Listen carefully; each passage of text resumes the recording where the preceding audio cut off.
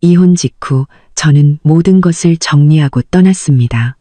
전 남편은 산부인과에서 내연녀를 껴안고 의기양양하게 말했죠. 당신 같은 여자는 내 아이의 부모가 될 자격도 없어. 잠시 후 그의 사업 파트너가 병원에 나타나 한마디를 던졌고 그 말에 그는 그 자리에서 무너져 내렸습니다. 푹푹 찌는 7월의 무더위가 살갗을 태울 듯 기승을 부렸다. 나는 손에 쥔 종이를 꽉 쥐었다. 날카로운 종이 모서리가 어느새 손바닥을 파고들었는지도 몰랐다. 옅은 피비린내가 도시의 후덥지근한 공기와 뒤섞였다. 내 앞에는 서울 가정법원의 육중한 정문이 서 있었다. 나의 3년간의 결혼 생활처럼 이제 영원히 닫혀버린 문이었다. 계단을 한 발짝 내려서는 순간 주머니 속 핸드폰이 미친 듯이 울렸다. 민준이었다. 핸드폰을 바닥에 내동댕이 치고 싶었지만 보이지 않는 힘이 나를 이끌어 통화 버튼을 누르게 했다. 어쩌면 나는 여전히 무언가를 기대하고 있었는지도 모른다. 사과 한마디 혹은 후회 한 조각이라도 그것이 불가능하다는 것을 알면서도 말이다. 수화기 너머에서는 가슴 아픈 침묵 대신 병원의 소음 속에서 그의 거만하고 오만한 목소리가 울려 퍼졌다. 아, 수지 씨. 좋은 소식 하나 알려주지. 내 심장이 쿵 내려앉았다. 그는 나를 수지 씨라고 부르며 자신을 나라고 칭했다. 그 낯선 호칭이 수천 마디의 욕설보다 더 아프게 파고들었. 나는 침묵했다. 목이 메어 아무 말도 할 수 없었다. 민주는 내 감정 따위는 안중에도 없는 듯했다. 그는 흥분된 목소리로 말을 이었다. 유나가 곧 출산해. 아들이야. 어머니가 얼마나 기뻐하시는지 몰라. 지금 온 가족이 서울국제산부인과에 와 있어. 분위기 최고야. 그의 말 한마디 한마디가 비수처럼 내 심장에 밝혔다. 아들, 그의 어머니와 그 가족이 밤낮으로 그토록 염원하던 존재. 지난 몇 년간 내가 온갖 눈총과 비난을 견뎌야 했던 이유. 이제 그 존재가 나타났지만 그의 법적 아내인 내 배에서가 아니었다. 나는 심호흡을 하며 목소리가 떨리지 않도록 애썼다. 그럼 축하해요. 당연하지. 민주는 비웃었다. 아, 그리고 전화한 이유가 하나 더 있어. 내가 생각해봤는데 당신도 가사를 돌본 경험이 있으니 기회를 주지. 여기 와서 유나를 좀 돕다가 나중에 내 아들 보문화해. 뭐, 당신한텐 그 자리도 과분하지만 특별히 봐주는 거야. 멍했다. 온몸이 굳고 귀가 먹먹해졌다.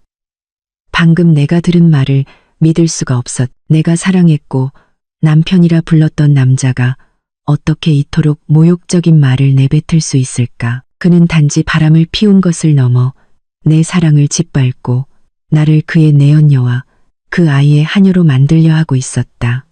그의 잔인함은 인간의 한계를 넘어섰다. 피가 거꾸로 솟았다. 고통은 차가운 분노로 변했다. 나는 웃음을 터뜨렸다. 비참하고 경멸이 가득한 웃음이었다. 고맙지만 필요 없어요. 나는 한마디를 내뱉고 전화를 끊어버렸. 그 인간 말종에게서 더 이상 어떤 말도 듣고 싶지 않았다.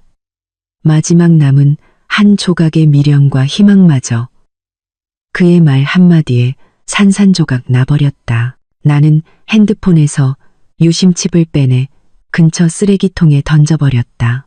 모든 것이 정말로 끝났다. 방금 그 전화는 끝이 아니었다. 그것은 내가 오랫동안 준비해온 탈출의 신호탄이었다. 나는 집으로 가지 않았다. 그곳은 더 이상 내 집이 아니었다. 내가 구석구석 손수 꾸몄던 그 고급 아파트는 이제 곧 교체될 한 여자를 가두는 차가운 금빛 세정에 불과했. 나는 목적 없이 뜨거운 아스팔트 위를 걸었지만 머릿속에는 세세한 부분까지 명확한 계획이 있었다. 첫 번째 목적지는 은행이었다. 나는 창구로 가 내 명의로 된 예금 전액을 인출해달라고 요청했다. 은행원은 넋이 나간 내 얼굴과 피가 맺힌 손을 보며 안쓰러운 눈빛을 보냈다. 하지만 나는 신경 쓰지 않았다. 모든 것을 빨리 끝내고 싶을 뿐이었다. 돈은 지난주에 미리 만들어둔 아무도 모르는 새 계좌로 깔끔하게 이체되었다. 두 번째 목적지는 대형 통신사 대리점이었다. 이 번호 해지하고 싶어요. 나는 유심칩이 없는 핸드폰을 카운터에 올려놓았다. 직원은 놀랐지만 묵묵히 절차를 진행했다. 거의 10년간 나와 함께하며 수많은 희로애락을 담았던 번호. 이제는 지워야 할 무의미한 숫자의 나열일 뿐이었다. 이전 번호와 연결된 모든 SNS 계정과 이메일은 영구적으로 로그아웃하고 삭제했다. 나는 마치 유령처럼 디지털 세상에 남은 내 존재의 모든 흔적을 스스로 지워나갔. 마지막으로 근처 쇼핑몰로 걸어가 무인 물품 보관함으로 향했다. 비밀번호를 누르자 보관함 문이 열렸다.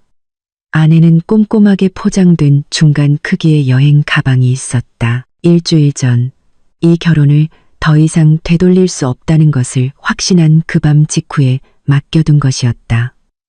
10분 만에 낡은 한 사람을 지우고 쓰레기통에 처박힌 10년 가까운 청춘과 단절했다. 내 모든 행동은 한치의 망설임 없이 단호하고 냉정했다. 내 심장은 이미 대관령에 폭풍우 치던 그 밤에 멈춰버렸기 때문이다. 길 한가운데서 차가 고장나 절망 속에서 그에게 7번이나 전화를 걸었던 그 밤. 8번째 전화에서 그의 내연녀가 전화를 받아 비웃으며 말했었다. 민준 씨, 지금 저 재워주느라 바쁜데요. 나는 보관함에서 여행 가방을 꺼냈다. 기분이 한결 가벼워졌다. 안에는 명품 옷이나 비싼 보석은 거의 없었다. 단지 몇 벌의 평상복, 신분증, 그리고 새로 만든 통장뿐이었다. 어머니가 주신 결혼 예물과 지난 몇 년간 민준이 선물했던 보석들을 모두 팔아버렸다. 그 과거에 속한 어떤 것도 남기고 싶지 않았다. 나는 쇼핑몰을 나와 택시를 잡았다. 운전기사가 백미러로 나를 보며 호기심 어린 목소리로 물었다. 아가씨, 어디로 가시나요? 나는 마지막으로 도시의 뜨거운 공기를 깊이 들이마셨다. 차창 밖으로 스쳐 지나가는 분주한 사람들 속에서 극심한 이질감을 느꼈다. 타창 밖으로 스쳐 지나가는 분주한 사람들. 기사님, 인천국제공항으로 가주세요. 택시는 나의 사랑과 고통을 모두 지켜본 익숙한 도시를 뒤로하고 질주했다. 나는 뒤돌아보지 않았다. 마침내 눈물이 흘러내렸다. 하지만 이것은 나약함의 눈물이 아니었다. 새로운 시작을 위한 눈물이었다. 춘천, 내가 간다. 내가 새로운 삶을 찾아 비행기에 앉아있을 무렵 서울국제산부인과에서는 거짓된 천국이 만들어지고 있었다. 나중에 그곳에서 간호사로 일하는 옛 친구가 내게 모든 것을 이야기해 주었고 나는 모든 상황을 세세한 부분까지 정확하게 그려볼 수 있었다. 민준과 그의 어머니 박 여사는 VIP 대기실에 앉아 기쁨을 감추지 못했다. 박 여사는 연신 손목에 옥팔찌를 쓰다듬으며 입을 다물지 못했다.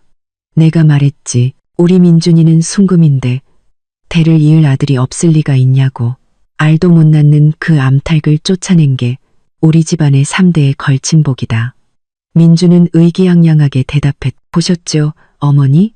어머니 아들이 이 정도입니다. 수지개가 복이 없으니 어쩔 수 없죠. 이제 유나가 떡두꺼비 같은 아들을 낳아줄 테니 제 사업도 더 번창할 겁니다. 아들이 있어야 사업도 잘 풀리는 법이죠. 박 여사는 연신 고개를 끄덕이며 기쁨에 찬 눈으로 말했다. 그렇고 말고 어서 빨리 손주 녀석 얼굴이나 보자꾸나. 내가 크게 한턱 쏴야지. 우리 귀한 장손을 위해 골드바 5냥짜리를 준비해뒀단다. 옆집 김 사장네 딸은 딸만 둘을 낳아서 시어머니 얼굴에 먹칠을 했다더구나. 우리 집안은 이렇게 체면이 서야지. 그들은 화기애애하게 대화하며 장밋빛 미래를 그렸다. 귀여운 손자가 집안을 뛰어다니고 민준이 모든 가산을 물려받아 사업을 새로운 차원으로 발전시키는 미래. 그들의 이야기 속에서 3년간 민준과 동고동락했던 아내인 나를 동정하거나 미안해하는 사람은 아무도 없었다.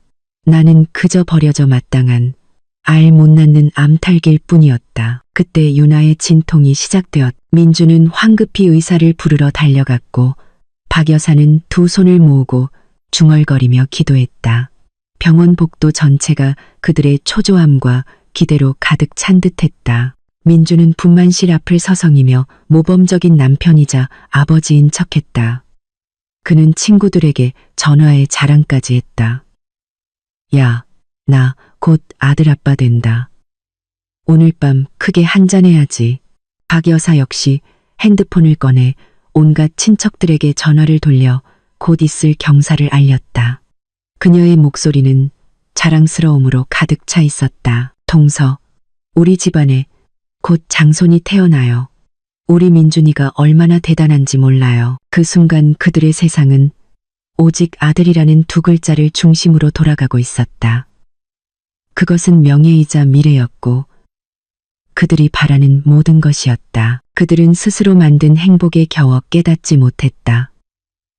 불과 몇 시간 후 그들이 서 있는 이 천국이 바로 그들의 발밑에서 산산조각 날이라는 것을. 높이 올라갈수록 추락은 더 고통스러운 법. 그리고 이번 추락은 그들에게 평생 잊지 못할 상처를 남길 것이라고 나는 확신했. 몇 시간의 초조하고 흥분된 기다림 끝에 마침내 분만실 문이 열렸다. 응애, 응애. 아기의 우렁찬 울음소리가 맑게 울려 퍼졌다. 민준과 박 여사는 환호하며 달려갔다. 한 간호사가 파란색 속삭이에 쌓인 아기를 안고 나오며 미소 지었다. 축하합니다. 3.2kg의 건강한 왕자님입니다. 박 여사는 기쁨의 함성을 지르며 두 손을 모아 하늘에 감사했다. 세상에 내 귀한 장손이로구나. 그녀는 아기를 들여다보며 민준이를 빼닮았다고 칭찬하기에 바빴다. 이 오뚝한 코랑 시원한 인매 좀 봐. 영락없는 우리 민준이야. 민준 역시 기쁨을 감추지 못하고 두툼한 돈 봉투를 꺼내 간호사 손에 쥐어주었다. 감사합니다. 고생 많으셨습니다. 저희 가족의 작은 성의입니다. 그는 세상의 정점에 선 기분이었다. 모든 것이 완벽했. 그는 아들을 얻었고 어머니의 가장 큰 소원을 이뤄드렸으며 이제 눈부신 미래만이 그를 기다리고 있었다. 하지만 바로 그때 경험 많고 엄격해 보이는 수간호사가 나왔다. 그녀는 민준과 박 여사를 번갈아 보더니 아기를 힐끗 쳐다보며 망설이는 듯한 눈빛으로 말했다. 축하드립니다. 하지만 저희가 즉시 알려드려야 할 작은 문제가 있습니다. 기쁨에 겨워있던 박 여사는 손을 내저으며 말했다. 무슨 문제가 있든 나중에 얘기해요. 일단 우리 며느리부터 좀 보고요. 수간호사는 진지한 태도를 유지하며 박 여사를 막아섰다.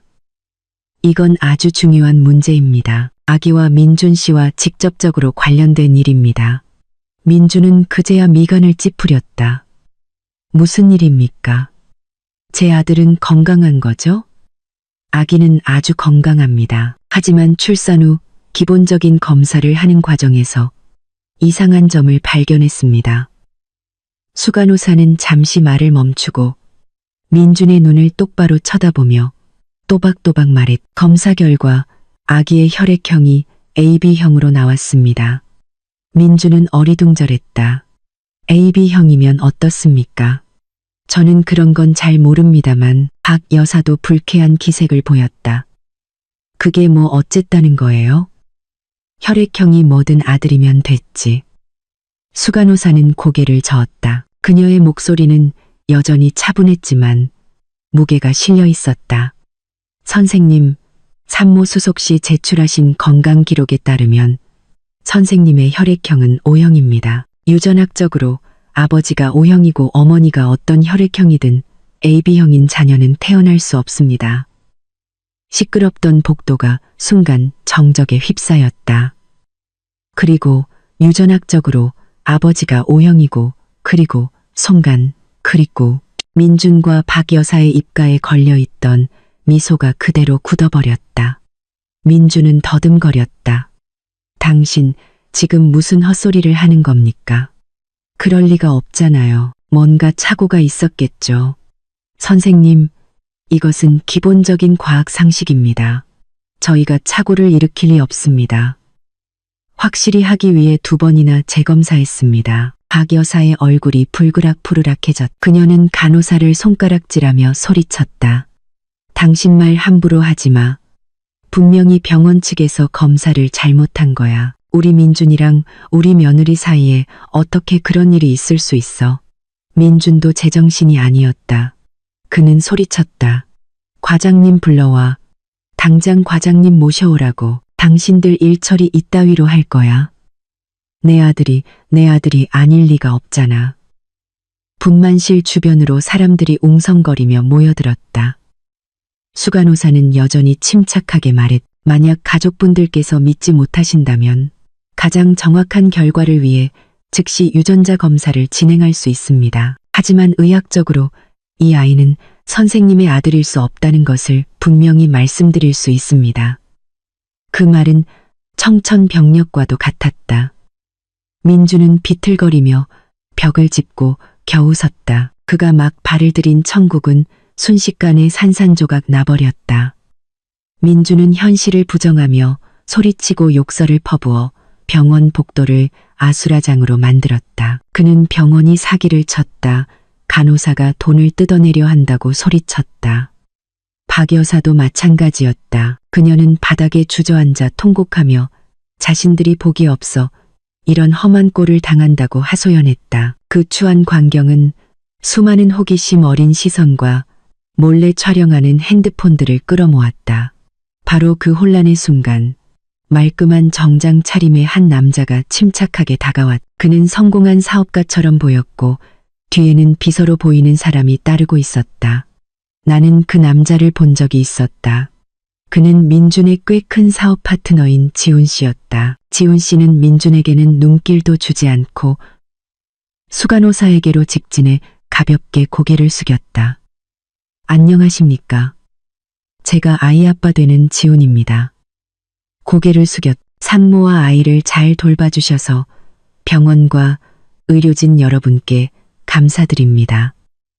그의 목소리는 크지 않았지만 갑작스러운 정적 속에서 또렷하게 울려 퍼졌다. 민주는 획 돌아보며 눈을 부릅뜨고 지훈을 쳐다보았다. 당신 뭐라고 했어? 지훈은 그제야 민준을 돌아보았다. 그의 눈에는 어떤 감정도 담겨 있지 않았다. 오직 냉정함과 약간의 연민만이 서려 있었다. 그는 입꼬리를 살짝 올렸다. 그 미소는 따기보다 더 모욕적이었다. 민준 씨, 너무 시끄럽군요. 산모와 아이는 안정이 필요합니다. 그는 유유히 다가와 민준의 어깨를 가볍게 두드렸다. 그 손길에는 비웃음이 가득했다. 그리고는 민준의 귀에 대고 주변 사람들이 모두 들을 수 있을 만큼의 목소리로 속삭였다. 어쨌든 고맙습니다. 그동안 제 아내와 아이를 돌보느라 고생 많았어요. 이제 그만 꺼져주시죠. 산모와 아이가 쉬어야 하니까요. 한 글자, 한 글자가 마치 거대한 망치처럼 민준의 자존심을 강타했. 그의 얼굴은 붉어졌다가 새하얗게 질렸다. 입술을 달싹였지만 아무 말도 하지 못했다.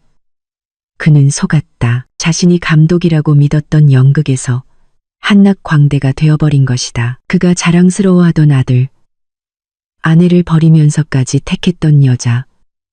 모든 것이 한낱 사기극이었다. 박 여사는 그 말을 듣고 몇 마디 신음하더니 그대로 기절해버렸다. 주변 사람들은 또 한 번 소란스러워졌다. 민주는 복도 한가운데에 못 박힌 듯 서 있었다. 그는 지훈을 간호사의 품에 안긴 아기를 그리고 자신에게 쏟아지는 주변의 시선들을 보았다. 동정, 호기심, 그리고 무엇보다 조롱 섞인 시선들, 굴욕감이 그의 온몸을 휘감았다. 그의 자부심, 오만함, 모든 것이 한순간에 무너져 내렸다. 그는 비틀거리며 몇 걸음 물러섰다. 다리에 힘이 풀리면서 그는 결국 병원 로비 한가운데에 주저앉아 버렸다. 그의 인생에서 가장 고통스럽고 참담한 추락이었다. 배신자는 마침내 배신당하는 기분을 맛보았다. 그것도 수백 배는 더 고통스럽게. 비행기가 이륙하며 가볍게 흔들리더니 이내 안정을 되찾았다. 나는 창밖을 내다보았다. 발 아래 도시가 점점 작아지고 반짝이는 밤의 불빛들이 아득한 별무리처럼 보였다. 나는 정말로 떠나왔다. 자유로움과 함께 망망대해 같은 슬픔이 동시에 밀려왔다. 비행기의 규칙적인 엔진 소리는 내가 애써 묻어두었던 기억들을 슬픈 자장가처럼 되살려냈다. 나는 신혼 초 달콤했던 시절을 떠올렸다. 민주는 다정한 남편이었다. 그는 항상 나를 즐겁게 해주는 법을 알았다. 우리는 이 결혼이 평온한 안식처가 될 것이라고 믿었다. 하지만 그 평온은 고작 1년 남짓이었다. 모든 것은 민준의 회사의 회계 담당 인턴으로 들어온 유나, 그가 졸업한 대학생 때문에 시작되었다. 나는 그녀를 처음 만났을 때를 기억한다. 맑고 순진한 외모에 나를 볼 때마다 수지 언니라고 부르던 아이. 나는 조금도 경계하지 않았다. 그러다 민준이 늦은 밤 접대를 핑계로 귀가하는 날이 잦아졌다. 그는 요즘 일이 많아 인맥을 넓혀야 한다고 했다. 나는 그를 믿었다. 어느 날 밤 그가 짙은 술 냄새와 함께 낯선 향수 냄새를 셔츠에 묻히고 돌아오기 전까지는 내가 쓰는 은은한 향이 아닌 달콤하고 자극적인 여자의 향수 냄새였다. 아내의 직감이 나를 불안하게 했다. 그날 밤 그가 깊이 잠들었을 때 나는 예전에는 상상도 못할 짓을 했다. 그의 핸드폰을 확인한 것이다. 그리고 내 세상이 무너져 내렸다. 그와 유나가 주고받은 수많은 애정 가득한 메시지들. 그들은 서로를 자기야라고 불렀다. 그들은 나에게 출장을 간다고 거짓말하고는 고급 호텔에서 미래를 즐겼다.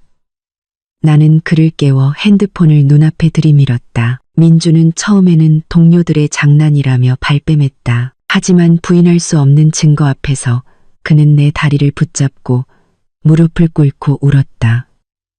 수지야, 내가 잘못했어. 그냥 한순간의 불장난이었어. 걔한테 유혹당해서 나도 모르게 그랬어. 제발 이번 한 번만 용서해줘. 다시는 이런 일 없을 거야. 내가 사랑하는 사람은 너뿐이야. 그의 눈물과 맹세는 그 당시 내 마음을 약하게 만들었다. 나는 아직 그를 너무나 사랑했다. 나는 누구나 실수를 할 수 있고 돌이키기만 한다면 괜찮다고 생각했다. 나는 이 결혼을 구원하고 있다는 믿음으로 용서를 선택했다. 민주는 그 후 유나를 해고했고 진심으로 뉘우치는 듯 보였다. 그는 이전보다 나에게 더 잘해주었다. 나는 순진하게도 폭풍이 지나갔다고 믿었다. 구름 너머로 멀어진 도시의 불빛을 보며 나는 씁쓸하게 웃었다. 그날 나는 믿었다. 용서를 선택했고 그 대가로 몇 배나 더 큰 상처를 받았다. 첫 번째 배신은 항상 그 뒤에 올 수많은 배신으로 가는 문을 열어준다. 단지 그때의 나는 너무 눈이 멀어 그것을 깨닫지 못했을 뿐이다. 첫 번째 배신 이후 민주는 진심으로 뉘우치는 척했다. 그는 나에게 온갖 정성을 다했고 나는 그가 정말로 변했다고 믿기 시작했다. 하지만 나는 틀렸다. 거짓말에 익숙해진 사람은 그저 점점 더 교묘해질 뿐이었다. 두 번째 배신이야말로 내 마음속 가장 부드럽고 신성한 곳을 꿰뚫는 치명적인 비수였다. 어머니는 지병으로 일찍 돌아가셨다. 돌아가시기 전 어머니는 외할머니께서 물려주신 비취 팔찌를 내게 주셨다. 그리 비싼 물건은 아니었지만 그것은 유품이자 사랑이었고 어머니와 나를 잇는 유일한 연결고리였다. 나중에 집안이 어려워지면서 아버지는 고뇌 끝에 그것을 팔아야만 했다. 나는 언젠가 반드시 그것을 되찾겠다고 다짐했다. 기회는 민준의 회사가 참여한 한자선 경매에서 찾아왔다. 우연히도 어머니의 비취 팔찌가 그곳에 나타난 것이다. 나는 그것을 즉시 알아봤다. 잠금장치 근처에 희미한 흠집은 틀림없었다. 심장이 미친 듯이 뛰었다. 나는 민준을 돌아보며 떨리는 목소리로 말했다. 여보, 저거 엄마 팔찌야. 나 저거 다시 사고 싶어. 민주는 나를 보고 팔찌를 보더니 고개를 끄덕였다. 알았어. 걱정 마. 장모님 유품인데 내가 꼭 찾아줄게. 나는 그를 믿었다. 나는 희망에 부풀어 앉아 그가 연거푸 경매 번호판을 드는 모습을 지켜봤다. 그럴 때마다 나는 그를 조금 더 사랑하게 되었고 그의 이해심과 존중에 감동했다. 마침내 실제 가치보다 훨씬 높은 가격에 민준이 낙찰받았다. 그는 사람들의 박수 속에서 팔찌가 담긴 상자를 받기 위해 무대로 올라갔다. 나는 그가 그것을 내게 가져다 주기를 행복하게 기다렸다. 하지만 아니었다. 민주는 상자를 들고 객석의 다른 테이블로 직진했. 그곳에는 여전히 순진무구한 표정의 유나가 앉아 있었다. 그녀도 여기에 와 있었던 것이다. 민주는 상자를 열어 나와 수백 명의 사람들 앞에서 유나의 손목에 그 빛이 팔찌를 부드럽게 채워주었. 마음에 들어? 네가 좋다면 얼마든지 사줄 수 있어. 귀가 먹먹해지고 세상이 무너지는 것 같았다. 나는 내 눈앞의 광경을 믿을 수 없었. 어머니의 팔찌, 나의 가장 신성한 유품이 지금 우리 가정을 파괴한 여자의 손목에 채워져 있었다. 나는 벌떡 일어나 그들 앞으로 달려갔다. 민준 씨, 지금 뭐 하는 거예요? 민준은 나를 보았다. 그의 눈에는 일말의 죄책감도 없이 짜증만이 가득했다. 당신 왜 이래? 그냥 팔찌 하나 가지고 유나가 마음에 든다니까 사준 거잖아. 그렇게 이기적으로 굴지 마. 이기적이라고? 나는 눈물 속에서 웃었다. 이게 나한테 어떤 의미인지 알아요? 나한테 사주겠다고 약속했잖아요. 유나가 그제야 피해자인 척하며 나섰. 언니, 죄송해요. 어머님 팔찌인 줄 몰랐어요. 돌려드릴게요. 그녀가 팔찌를 풀려는 신용을 하자 민준이 그녀의 손을 막았다. 그럴 필요 없어. 내가 선물한 건 다시 뺏는 법 없어. 그냥 차고 있어. 그는 나를 돌아보며 으르렁거렸다. 여기서 소란 피우지 말고 집에 가. 객석 전체의 시선이 우리에게 쏠렸다. 나는 전에 없던 굴욕감을 느꼈다. 그는 나를 배신했을 뿐만 아니라 어머니에 대한 나의 추억을 짓밟고 모든 사람 앞에서 나를 웃음거리로 만들고 있었다. 그 일 이후 나는 거의 마음이 죽어버렸다. 나는 집 안에서 그림자처럼 살았. 다투지도 질투하지도 않았다. 민준도 그것을 눈치챈 듯했다. 그는 더 이상 숨기지 않았다. 그의 출장은 점점 잦아졌. 그리고 마침내 마지막 한 방울의 물이 잔을 넘치게 했. 회사에서 나를 춘천으로 일주일간 출장을 보냈다. 그것은 내가 숨막히는 죽어가는 결혼 생활에서 벗어나 맑은 공기를 마실 수 있었던 드문 일주일이었. 하지만 돌아오는 길은 끔찍한 악몽으로 변했다. 내 안의 모든 사랑과 희망을 완전히 꺼뜨려버린 악몽이었다. 나는 늦은 오후에 차를 몰고 돌아오고 있었다. 대관령 고갯길을 넘고 있을 때 갑자기 하늘에서 비가 억수같이 쏟아졌다. 비가 너무 세서 와이퍼를 최고 속도로 작동시켜도 앞이 잘 보이지 않았. 길은 구불구불했고 한쪽은 깎아지른 절벽, 다른 한쪽은 깊은 낭떠러지였다. 창틈으로 새어 들어오는 바람 소리가 소름 끼쳤다. 급커브를 돌던 순간 펑 하는 큰 소리와 함께 핸들이 흔들렸다. 차가 비틀거리며 가드레일에 부딪힐 뻔했다. 나는 공포에 질려 급브레이크를 밟았다. 심장이 터질 것 같았다. 타이어가 터진 것이다. 나는 차 안에 앉아 있었다. 주변은 하얀 빗줄기와 점점 짙어지는 어둠뿐이었다. 핸드폰 신호는 잡혔다 끊겼다 했. 나는 떨리는 손으로 민준에게 전화를 걸었다. 극심한 공포 속에서 내가 떠올릴 수 있는 유일한 사람이었다. 첫 번째 전화. 신호는 길게 갔지만 아무도 받지 않았. 두 번째 전화. 여전히 절망적인 통화음뿐이었다. 나는 정말로 두려워지기 시작했다. 날은 점점 어두워지고 비는 그칠 줄 몰랐다. 몇 대의 트럭이 쌩하고 지나가며 흙탕물을 튀겼다. 나는 차에서 나갈 엄두도 못 내고 운전석에 웅크리고 앉아 계속 민준에게 전화를 걸었다. 3번째, 4번째, 그리고 5번째 전화도 아무도 받지 않았다. 두려움은 점차 절망으로 변했다. 나는 그가 어디서 무얼 하고 있는지 알고 있었다. 분명 유나와 함께 있을 것이다. 하지만 그럼에도 나는 희망을 버리지 않았다. 그가 내 부재중 전화를 보고 다시 걸어주기를 바랐다. 핸드폰 배터리가 10%도 채 남지 않았다. 나는 6번째, 7번째 전화를 걸었다. 수화기 너머에서는 여전히 잔인한 침묵만이 흘렀다. 눈물이 흐르기 시작했다. 나는 외롭고 무력했다. 왜 내가 이런 상황에 처해야 할까? 왜 내가 그토록 사랑했던 남편은 내가 가장 필요로 할 때 나를 이렇게 내버려둘 수 있을까? 꺼져가는 핸드폰 화면을 보며 나는 마지막으로 8번째 전화를 걸었다.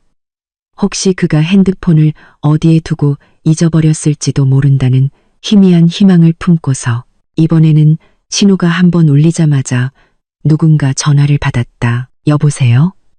수화기 너머에서 잠결에 짜증 섞인 여자의 목소리가 들려왔다. 유나의 목소리였다.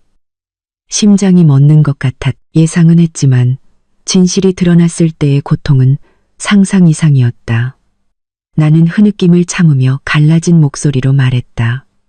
민준 씨 좀 바꿔주세요. 수화기 너머에서 잠시 침묵이 흐르더니 그녀의 가벼운 비웃음 소리가 들렸다.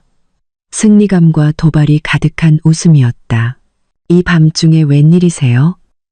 민준 씨 지금 저 재워주느라 바쁜데 중요한 일 아니면 내일 얘기하시죠. 그 말 한마디 한마디가 수천 개의 칼날이 되어 내 심장을 찔렀다. 재워주느라 바쁘다니. 정말 기가 막혔다. 그의 아내는 빗속 위험한 고갯길에 갇혀 있는데 그는 내연녀를 재워주느라 바빴다. 바로 그때 전화기 너머로 민준의 목소리가 들려왔다. 아마 유나에게 하는 말이리라. 잠을 깨운 것에 대한 짜증이 섞여 있었다. 누구야? 그냥 끊어. 자자, 끊어. 그 두 글자가 모든 것을 끝장냈다. 그는 내가 전화한 것을 알고 있었다. 알면서도 무시했다. 그의 눈에 내 아내는 내연녀의 잠보다도 못했다. 핸드폰이 꺼졌다. 배터리가 다 닳았다. 나는 어둠 속에서 미동도 없이 앉아 있었다. 손안의 핸드폰은 차갑게 식어갔다. 밖에서는 여전히 비바람이 몰아치고 천둥 번개가 하늘을 갈랐다. 하지만 그 모든 것도 내 심장을 뒤덮은 냉기만큼 두렵지는 않았다. 눈물은 멎었다. 더 이상 두려움도 절망도 느껴지지 않았다. 대신 텅 빈 공허함과 소름 끼치는 정적만이 남았. 나의 사랑, 희생, 관용, 모든 것이 우스웠다. 나는 썩어 빠진 결혼을 붙잡으려 했었고 뉘우칠 줄 모르는 자를 용서했으며 이것이 내가 치러야 할 대가였다. 폭풍 우치는 밤에 죽도록 내버려지는 것. 나는 웃음을 터뜨렸다. 좁은 차 안에서 미친 웃음소리가 울려 퍼졌다. 나 자신의 어리석음을 비웃었고 내 모든 것을 바쳐 사랑했던 남자의 잔인함을 비웃었다. 그날 밤 나는 깨달았다. 내 아내 사랑은 죽었다. 이 대관령 고갯길 위에서 죽었다. 비바람 소리 속에서 그리고 내가 남편이라 불렀던 사람의 끊어라는 말에 의해 죽었다. 사랑이 죽었으니 증오도 더 이상 의미가 없었다. 나는 얼마나 오랫동안 차 안에 앉아 있었는지 모른다. 그때 눈부신 불빛이 앞 유리를 비췄다. 낡은 트럭 한 대가 내 차 옆에 섰다. 차 문이 열리고 우비를 입은 중년 남성이 내렸다. 아내로 보이는 분이 뒤따랐다. 그들은 내 차창을 가볍게 두드렸다. 아가씨, 괜찮아요? 차에 무슨 문제 있어요? 그들의 꾸밈없는 목소리와 진심 어린 걱정에 나는 정신이 번쩍 들었다. 나는 차창을 내리며 갈라진 목소리로 대답했. 네, 타이어가 터졌어요. 남자는 주위를 둘러보며 말했다. 이렇게 비가 많이 오는데 여기 있으면 위험해요. 일단 우리 집에 가서 하룻밤 묵고 내일 아침에 비 그치면 사람 불러서 차 고쳐줄게요. 나는 그 부부를 보았. 전혀 모르는 사람들이었지만 아무 조건 없이 나를 도우려 했다. 그들의 따뜻함은 민준의 냉정함과 극명하게 대조되었다. 나는 고개를 끄덕였다. 눈물이 다시 왈칵 쏟아졌다. 나는 언덕 기슭에 자리한 작은 집으로 안내받았다. 집은 소박했지만 무척 아늑했다. 아주머니는 서둘러 따뜻한 생강차를 끓여주셨고 아저씨는 마른 수건을 가져다 주셨다. 그들은 많은 것을 묻지 않고 그저 부드럽게 위로해 주었다. 괜찮아. 하룻밤 지나면 다 괜찮아질 거야. 그날 밤 나는 손님방에 누워 지붕 위로 떨어지는 규칙적인 빗소리를 들었다. 마음이 이상하리만치 평온했다. 낯선 두 사람의 친절이 얼어붙었던 내 마음을 녹여주었. 그것은 이 세상이 거짓과 배신으로만 가득 찬 것이 아니며 여전히 좋은 것들과 선량한 사람들이 존재한다는 것을 깨닫게 해주었다. 그리고 바로 그 평온 속에서 나는 결심했다. 나는 그 집으로 돌아가지 않을 것이다. 이혼할 것이다. 그 남자와 그 위선과 고통으로 가득 찬 삶을 떠날 것이다. 하지만 조용히 떠나지는 않을 것이다. 나는 그가 저지른 짓에 대한 대가를 치르게 할 것이다. 요란하게 싸우는 것이 아니라 계획을 통해서 그가 모든 것을 잃게 만들 계획을. 다음 날 아침 비가 그쳤다. 수리기사가 와서 재빨리 스페어 타이어로 교체해 주었다. 떠나기 전 나는 부부에게 돈을 건넸지만 그들은 한사코 받지 않았다. 사람 도운 게 기쁨이지, 아가씨. 나는 고개 숙여 감사 인사를 전했다. 그들의 친절은 내게 더 큰 힘을 주었다. 나는 차를 몰았지만 집으로 향하지 않았다. 나는 곧장 은행으로 가 내 계획의 첫 단계를 실행하기 시작했다. 내 사랑은 그 고갯길 위에서 죽었. 이제 남은 것은 오직 하나의 계획뿐이었다. 떠나서 다시는 돌아오지 않을 계획. 그 출장에서 돌아온 후 나는 예전의 수지가 아니었다. 더 이상 눈물도 고통도 없었다. 내 안에는 차가운 공허함과 떠나야 한다는 단 하나의 목표만이 남았다. 하지만 굴욕적으로 가방만 싸서 나갈 수는 없었다. 내게는 명분이 있는 탈출구가 필요했다. 그리고 그러기 위해서는 그들의 약점을 잡아야 했다. 나는 저축한 돈의 일부를 써서 친구를 통해 신중하게 알아본 흥신소를 찾아갔다. 나는 내 요구를 간결하게 전달했다. 남편의 내연녀인 유나라는 여자를 추적해 주세요. 그녀의 모든 관계와 활동을 알아봐 주세요. 중년에 전문적으로 보이는 남자는 고개를 끄덕이며 말했다. 걱정 마십시오. 그 후 며칠간 나는 보이지 않는 사람처럼 살았다. 나는 여전히 출근하고 집에 와서 밥을 하고 민준을 마주했지만 내 미소는 가면일 뿐이었다. 민준은 내 변화를 눈치채지 못하는 듯했다. 아니, 어쩌면 관심이 없었을 것이다. 그는 여전히 출장과 몰래 하는 전화통화, 그리고 곧 아빠가 된다는 기쁨에 빠져 있었다. 정확히 일주일 후 흥신소 남자가 한적한 카페에서 만나자고 연락해왔. 그는 내 쪽으로 갈색 서류 봉투를 밀며 여전히 감정 없는 목소리로 말했다. 필요한 정보는 모두 이 안에 있습니다. 유나라는 아가씨, 양다리 걸치는 솜씨가 아주 프로더군요. 심장이 빠르게 뛰었다. 나는 떨리는 손으로 봉투를 열었다. 안에는 유나가 민준과 팔짱을 끼고 레스토랑에 들어가는 선명한 사진들이 있었다. 유나가 민준과 쇼핑하는 사진도 있었다.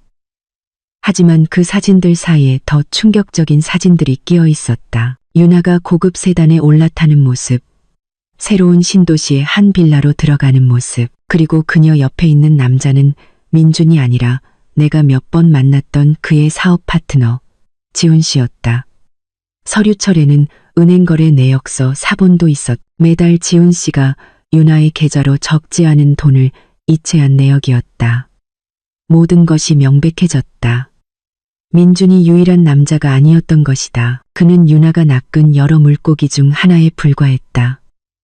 하지만 나를 가장 경악하게 만든 것은 맨 마지막에 끼워져 있던 검사 결과지였다. 그것은 태아 초음파 사진이었고 거기에는 임신 주수와 출산 예정일이 명확하게 적혀 있었다. 내가 처음 민준과 유나의 관계를 발각한 후 그들이 공개적으로 만나기 시작한 시기와 비교해보니 나는 끔찍한 사실을 깨달았다. 유나의 뱃속 아이는 민준의 아이가 아닐 가능성이 매우 높았다. 귀한 아들, 이것이 진실이었다. 유나는 그 아이를 이용해 민준을 묶어두고 돈을 뜯어내고 당당하게 내 집에 들어오려 했던 것이다. 그리고 그 불쌍하고 어리석은 민준이라는 남자는 대를 이을 아들이 생긴다며 희낙락하고 있었다. 완벽한 연극이었다. 나는 서류철을 덮었다. 손은 더 이상 떨리지 않았다. 대신 이상하리만치 침착해졌다. 질투나 고통은 느껴지지 않았다. 오직 역겨움과 약간의 통쾌함만이 느껴졌다. 나는 내가 필요한 것을 손에 넣었다. 이것은 단순한 약점이 아니었다. 이것은 모든 것을 끝낼 수 있는 비장의 카드이자 치명적인 무기였다. 나는 주말 오후 조용한 골목에 있는 작은 카페에서 유나를 만났다. 나는 일찍 도착해 구석진 자리를 잡고 끈기 있게 기다렸다. 유나가 들어왔을 때 그녀는 여전히 맑고 청순한 외모를 하고 있었다. 헐렁한 인부복은 그녀의 연약함을 더욱 돋보이게 했다. 그녀는 나를 보고 다소 어색한 미소를 지었다. 언니, 무슨 일로 부르셨어요? 나는 아무 말 없이 갈색 서류 봉투를 그녀 쪽으로 밀었다. 유나는 호기심에 봉투를 열었다. 첫 번째 사진들을 보자마자 그녀의 입가에서 미소가 굳어버렸다. 사진을 넘길수록 그녀의 얼굴은 창백해졌고 손이 떨리기 시작했다. 지훈 씨와 함께 찍힌 사진과 은행 거래 내역서를 보자 그녀는 경악하며 고개를 들어 나를 쳐다보았다. 그녀의 눈에는 더 이상 순진함은 없고 노골적인 두려움만이 가득했다. 이걸 어디서 구했어요? 뭘 원해요? 그때서야 나는 입을 열었다. 내 목소리는 나 자신도 놀랄 만큼 평온했다. 난 질투 때문에 온 게 아니야. 이걸 민준 씨나 지훈 씨 아내에게 줄 생각도 없어. 난 거래를 제안하러 왔어. 유나는 침을 삼켰다. 눈에는 경계심이 가득했다. 거래? 무슨 거래요? 이혼하고 싶어. 나는 단도직입적으로 말했다. 하지만 민준 씨는 순순히 동의하지 않을 거야. 특히 자기가 곧 아들을 얻을 거라고 믿고 있는 지금은 더더욱. 그래서 네 도움이 필요해.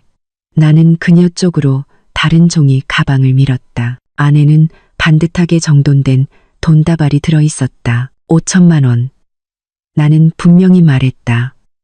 민준 씨가 이혼 서류에 서명하게 도와줘. 일이 끝나면 이 돈은 내 거야.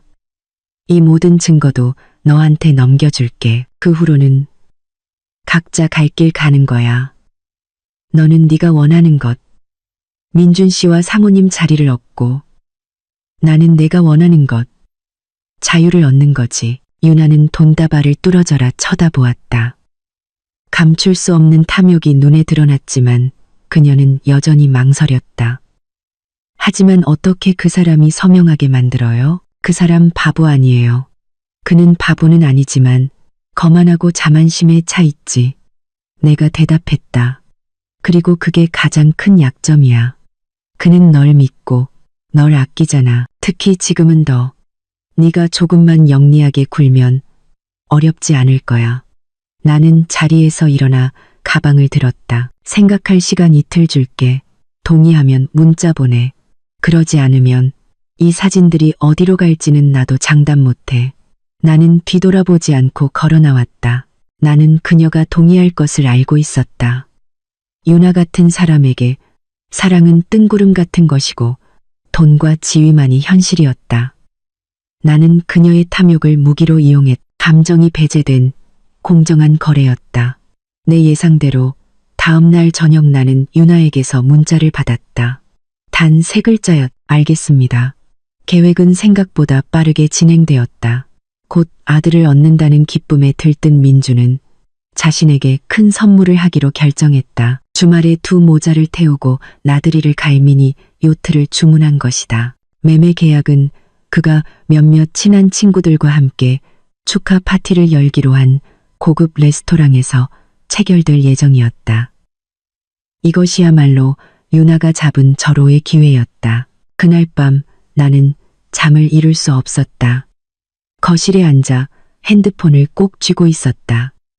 마음은 초조함과 불안함으로 가득했. 아주 작은 실수 하나로 내 모든 노력이 물거품이 될 수 있었다. 밤 10시경 유나에게서 문자가 왔다. 오늘 밤 요트 계약서에 서명할 거예요. 제가 이혼 서류를 그 사이에 끼워 넣을게요. 나는 알았어라고 한 글자만 답장했다. 나는 그 순간의 광경을 상상할 수 있었다. 민주는 친구들 사이에 앉아 술에 취해 곧 태어날 아들과 새로 살 요트에 대해 자랑하고 있을 것이다. 그의 자존심은 최고조에 달해 있을 것이다. 유나는 다정한 표정으로 두꺼운 서류 뭉치를 그의 앞에 놓았다. 자기야, 계약서 다시 한번 보고 서명해. 내가 조항들은 꼼꼼히 확인했어.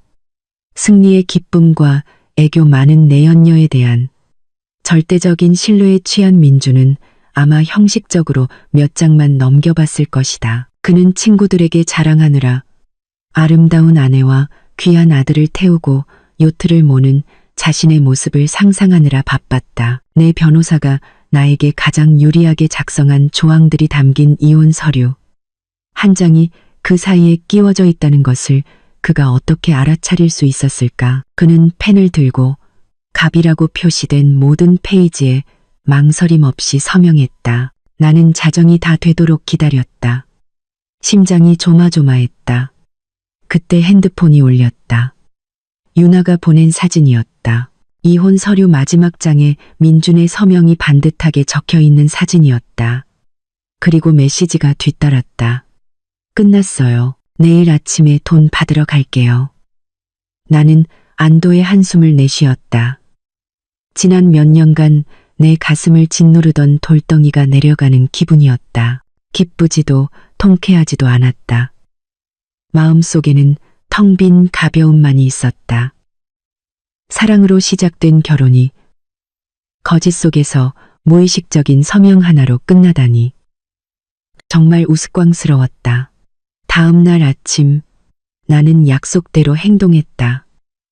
유나에게 돈을 건네고 원본 이혼 서류를 받았다. 그녀는 돈을 받고는 한마디 말도 없이 내가 마음을 바꿀까봐 두렵다는 듯 서둘러 자리를 떴다. 나는 손에 든 서류를 한때 내 전부였던 사람의 익숙한 서명을 바라보았다. 손은 떨리지 않았다. 나는 침착하게 그것을 접어 가방에 넣었다. 그리고 곧장 법원으로 향했다. 내가 담당 공무원에게 서류를 제출했을 때 그녀는 안타까운 눈으로 나를 보았다. 정말 신중하게 생각하셨나요? 나는 몇 날 며칠의 어둠 끝에 처음으로 미소를 지으며 고개를 끄덕였다. 네. 지금보다 더 확신에 찼던 적은 없어요. 엎질러진 물이었다. 모든 것이 결정되었. 밤 비행기는 도시가 아직 새벽 안개에 잠겨 있을 때 나를 춘천으로 데려다 주었다. 공항을 나서자마자 맑고 서늘한 공기가 폐부 깊숙이 스며들며 소나무와 꽃향기를 실어왔다. 내가 막 떠나온 도시의 숨막히는 매연과는 전혀 달랐. 나는 심호흡을 했다. 모든 근심이 씻겨 내려가는 기분이었다. 나는 호텔이나 시끄러운 리조트에 머물고 싶지 않았다. 다시 시작하기에 정말로 조용한 곳을 찾고 싶었다. 하루를 꼬박 찾아다닌 끝에 의아모가에 자리한 작고 예쁜 단층집을 발견했. 집은 낡고 페인트가 군데군데 벗겨져 있었지만 잡초로 뒤덮인 넓은 앞마당과 오랫동안 돌보지 않은 넝쿨 장미 울타리가 있었다. 나는 첫눈에 그 집이 마음에 들었다. 그 집은 나처럼 완벽하지 않았지만 잠재된 생명력이 있었다. 정성을 쏟으면 아름다워질 것이었다. 나는 1년 계약으로 집을 임대했다. 그 후 며칠간 나는 집을 청소하고 고치는 일에 몰두했다. 낡은 페인트를 직접 긁어내고 집 전체를 순백색으로 다시 칠했. 중고 가구점을 돌아다니며 내 마음에 드는 테이블, 의자, 장식장을 하나씩 골랐다. 모든 가구는 예전 아파트의 화려함 대신 소박하고 간결했. 나는 정원에 가장 많은 시간을 쏟았다. 잡초를 뽑고 땅을 갈고 라벤더, 데이지, 그리고 몇 가지 허브를 심었다. 육체 노동은 나를 지치게 했고 온몸은 흙투성이가 되었지만 마음은 이상하리만치 즐겁고 평온했다. 땀방울이 떨어질 때마다 슬픈 기억들이 씻겨나가는 것 같았다. 저녁에 샤워를 마치고 나면 나는 따뜻한 차를 끓여 툇마루에 앉아 고요한 호수를 바라보곤 했다. 더 이상 다툼도 절망적인 기다림도 없었다. 오직 나와 작은 집, 그리고 절대적인 평온만이 있었다. 가끔 이웃들이 지나가다 나를 보고 미소를 지으며 친근하게 인사를 건넸다. 이곳 사람들의 따뜻하고 소박한 정이 내 마음을 훈훈하게 했다. 어느 날 오후 마지막 남은 장미 덤불을 심다가 나는 땅에 주저앉아 내 결과물을 바라보았다. 황량했던 땅이 깔끔하고 생기 넘치는 정원으로 변해 있었다. 작고 예쁜 하얀 집이 푸른 초목 사이에서 돋보였다. 나는 미소 지었다. 그래, 나의 새로운 삶은 오늘부터 시작이다. 민준도 거짓과 배신도 없는 오직 수지와 내 손으로 직접 가꾸어 나갈 미래만이 있을 뿐이다. 춘천에서의 시간은 평화롭게 흘러갔다. 한 달간의 단장 끝에 나의 작은 카페가 마침내 문을 열었다. 나는 카페 이름을 안수지라고 지었다. 안은 평안함을, 수지는 바로 나 자신을 의미했다. 나는 평온하고 주체적인 삶을 원했다. 카페는 크지 않았. 소박한 나무 테이블 몇 개, 작은 바, 그리고 창가에 놓인 몇 개의 데이지 화분이 전부였다. 하지만 그것은 나의 모든 열정이 담긴 곳이었다. 내 삶은 소박하지만 의미 있는 새로운 궤도에 들어섰다. 이른 아침에 일어나 호숫가를 산책하고 돌아와 카페 문을 열었다. 직접 원두를 볶고 갈면 그 향기가 공간 가득 퍼져나갔. 손님은 주로 동네 주민들과 조용한 분위기를 좋아하는 몇몇 여행객들이었다. 그들은 이곳에 와서 커피 한 잔을 시키고 책을 읽으며 조용히 호수를 바라보았다. 바로 이곳에서 나는 현우 씨를 만났다. 그는 건축가였고 5살 난 어린 딸 하나와 함께 내 카페 맞은편 집에 살고 있었다. 내가 그들을 처음 만난 것은 그의 딸 하나가 동그랗고 까만 눈을 깜빡이며 카페로 총총 들어와 나를 쳐다보았을 때였다. 아줌마, 따뜻한 우유 팔아요? 아빠가 커피는 마시지 말래요. 아이의 맑은 목소리에 나는 웃음이 터졌다. 나는 아이와 눈높이를 맞추고 미소 지었다. 그럼 아주 맛있는 따뜻한 우유가 있단다. 마시고 아줌마한테 이야기해 줄래? 하나는 고개를 끄덕였다. 네. 잠자는 숲속의 공주 이야기해 줄게요. 바로 그때 현우 씨가 황급히 들어왔다. 그의 얼굴에는 미안한 기색이 역력했다. 정말 죄송합니다. 아이가 너무 활발해서요. 하나야, 이리 와. 나는 웃으며 손을 저었다. 아니에요. 아이가 정말 사랑스러운데요. 그날 이후 부녀는 카페의 단골 손님이 되었다. 아침마다 현우 씨는 하나를 유치원에 데려다 주기 전에 이곳에 들러 따뜻한 우유 한 잔을 마시게 했다. 그는 과묵하고 차분한 남자였지만 그의 눈빛은 언제나 따뜻했다. 특히 딸을 볼 때면 더욱 그랬. 그의 아내는 2년 전 교통사고로 세상을 떠났고 그는 혼자서 딸을 키우고 있었다. 우리는 많은 대화를 나누지 않았다. 그저 가벼운 인사와 미소뿐이었다. 하지만 매일 아침 그들 부녀의 존재는 내 일상의 익숙한 일부가 하루를 밝혀주는 빛이 되었다. 어떤 날은 하나가 삐뚤빼뚤한 그림을 가져와 내게 자랑하기도 했다. 수지 아줌마, 이거 아줌마 그린 거예요. 머리카락이 라푼젤 공주님처럼 길어요.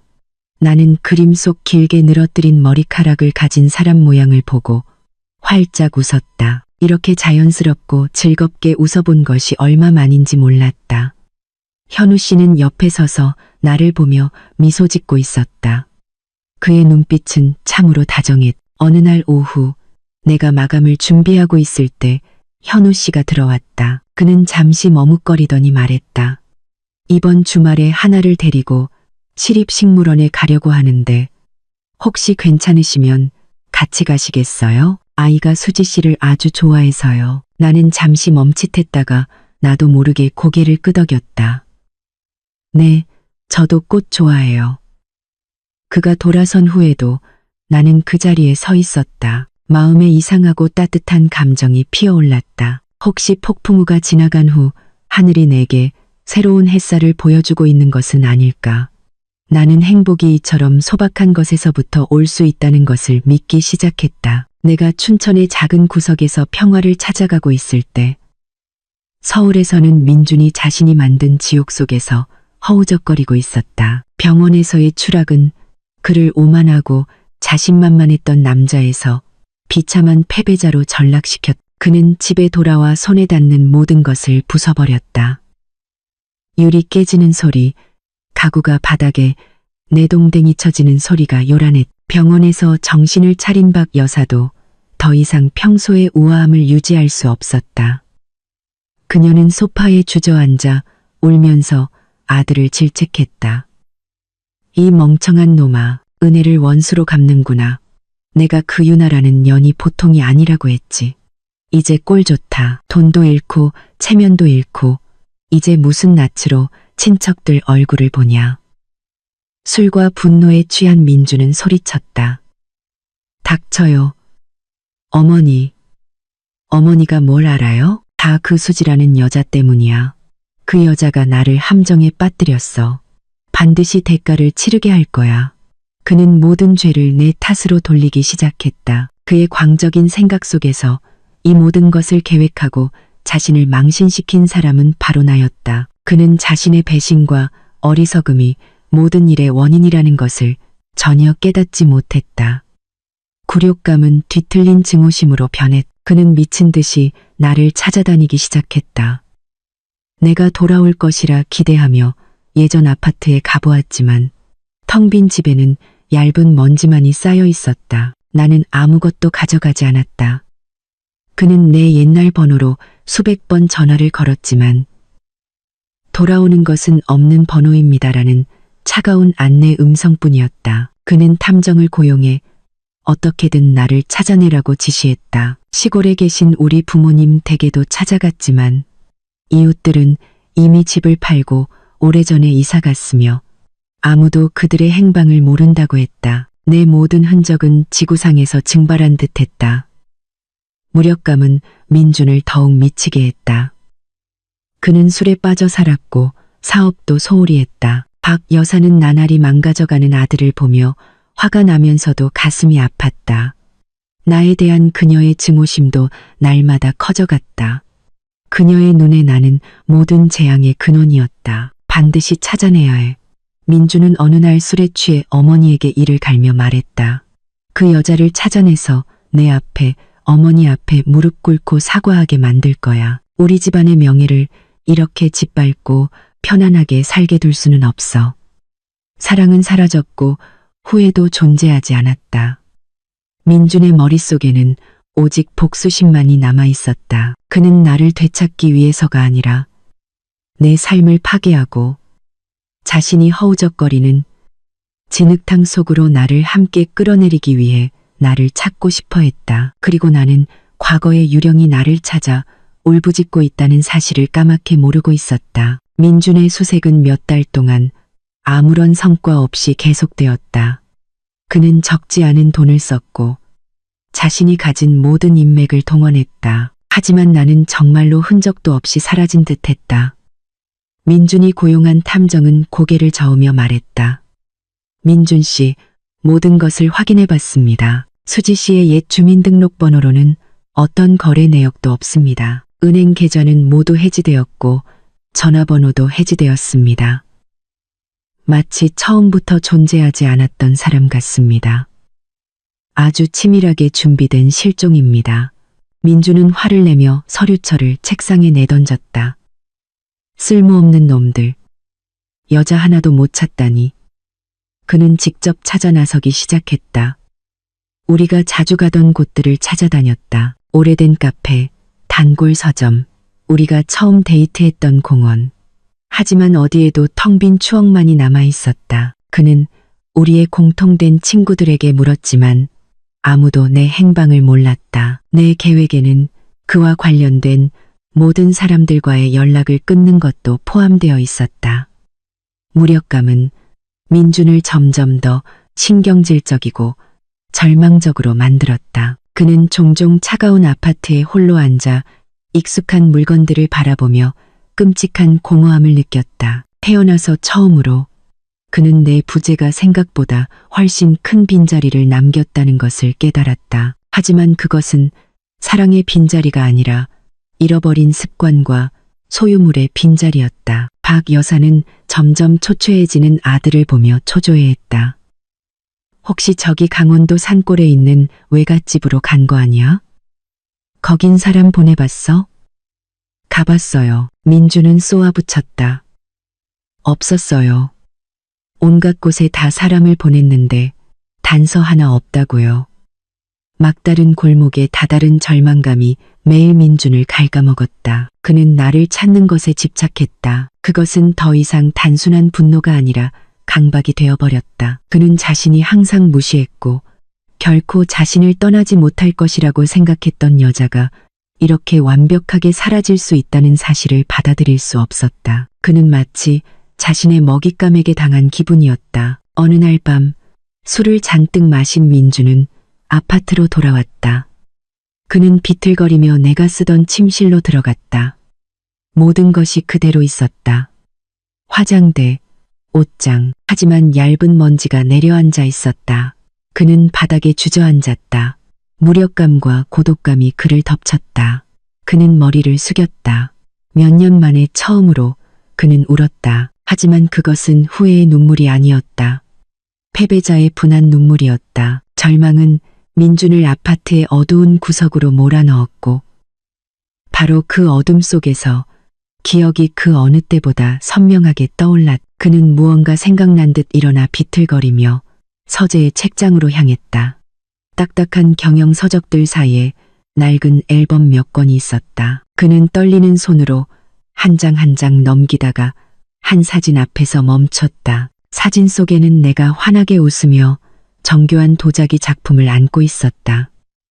그것은 유명한 이천도의 명인이 만든 단 하나뿐인 운항문 청자 매병이었다. 그가 첫 번째 결혼기념일에 나를 위해 특별히 주문 제작하여 거의 반년 만에 받은 선물이었다. 그는 내가 그 매병을 얼마나 아꼈는지 기억해냈다. 나는 그것을 거실 가장 잘 보이는 곳에 두었다. 매일 정성스럽게 닦았다. 그것은 단순한 선물이 아니었다. 아직 순수하고 더럽혀지지 않았던 그 시절, 우리 사랑의 상징이었다. 민준의 머릿속에 한 가지 생각이 스쳤다. 옷, 보석, 돈.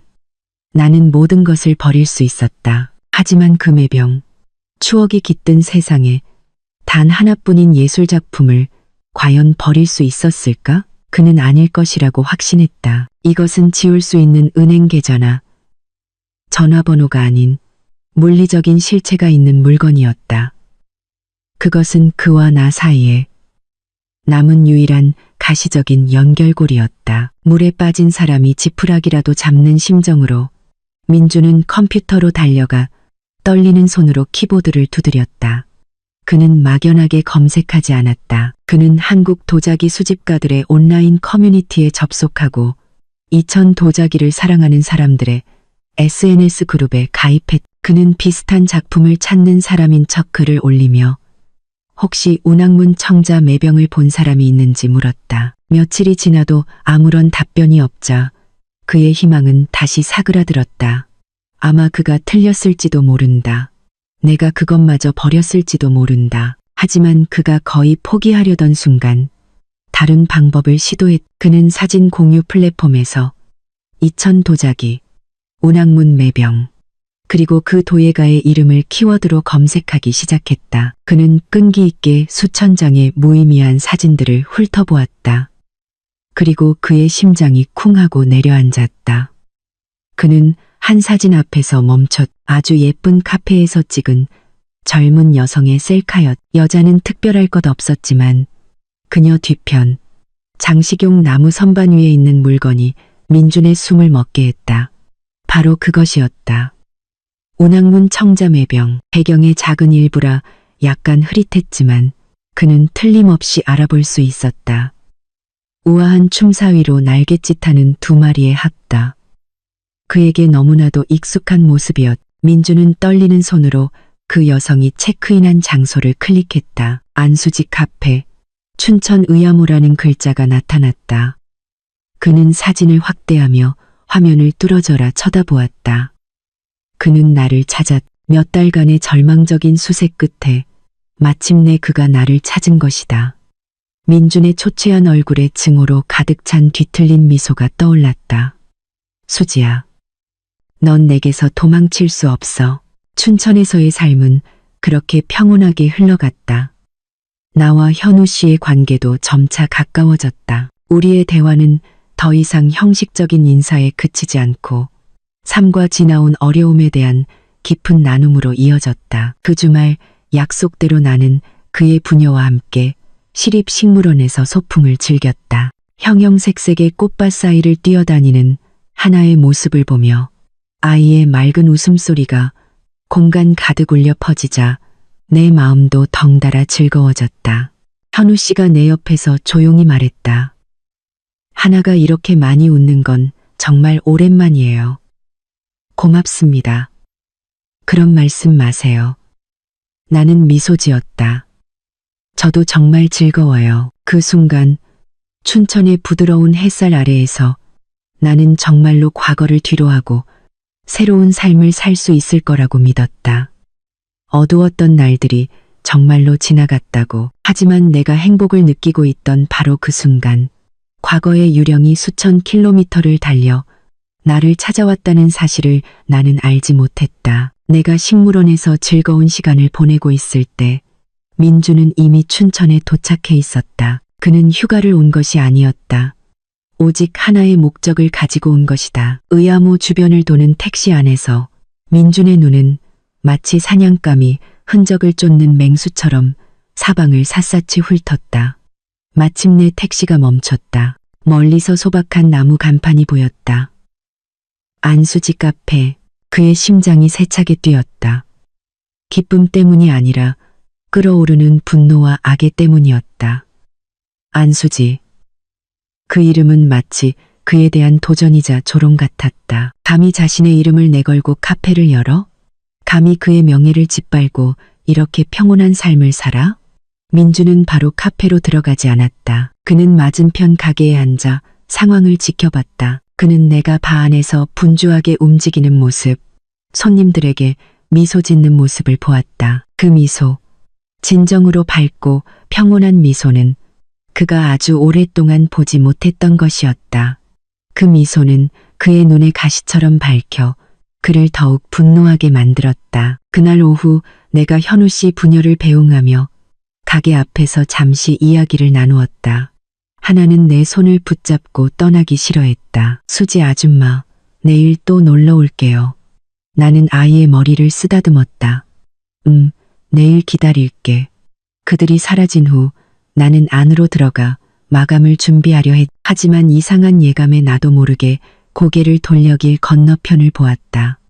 그리고 나는 그 자리에서 얼어붙었. 오가는 사람들 사이에 익숙한 인형 하나가 나를 뚫어져라 쳐다보고 있었다. 거리가 꽤 멀고 그가 많이 야위고 수염도 덥수룩했지만 나는 틀림없이 그가 민준이라는 것을 알아볼 수 있었다. 내가 힘겹게 얻은 평온은 그 순간 산산조각 나버렸다. 심장이 나락으로 떨어지는 것 같았다. 온몸이 차갑게 식고 손발이 굳어버렸. 나는 그 자리에 못 박힌 듯 서서 길 건너편의 인형에게서 눈을 뗄 수 없었다. 민준도 움직이지 않았. 그는 그저 야수처럼 번뜩이는 눈으로 먹잇감을 노려보듯 나를 쳐다보고 있었다.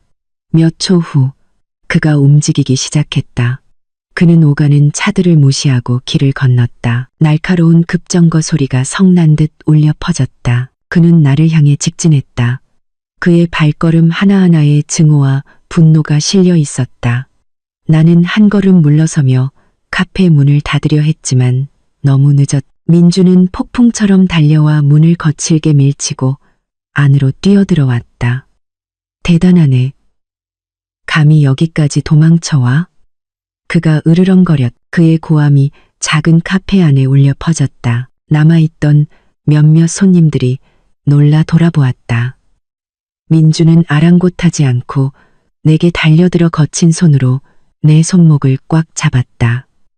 당장 나랑 가. 손목에서 전해져 오는 날카로운 통증에 나는 정신이 번쩍 들었다.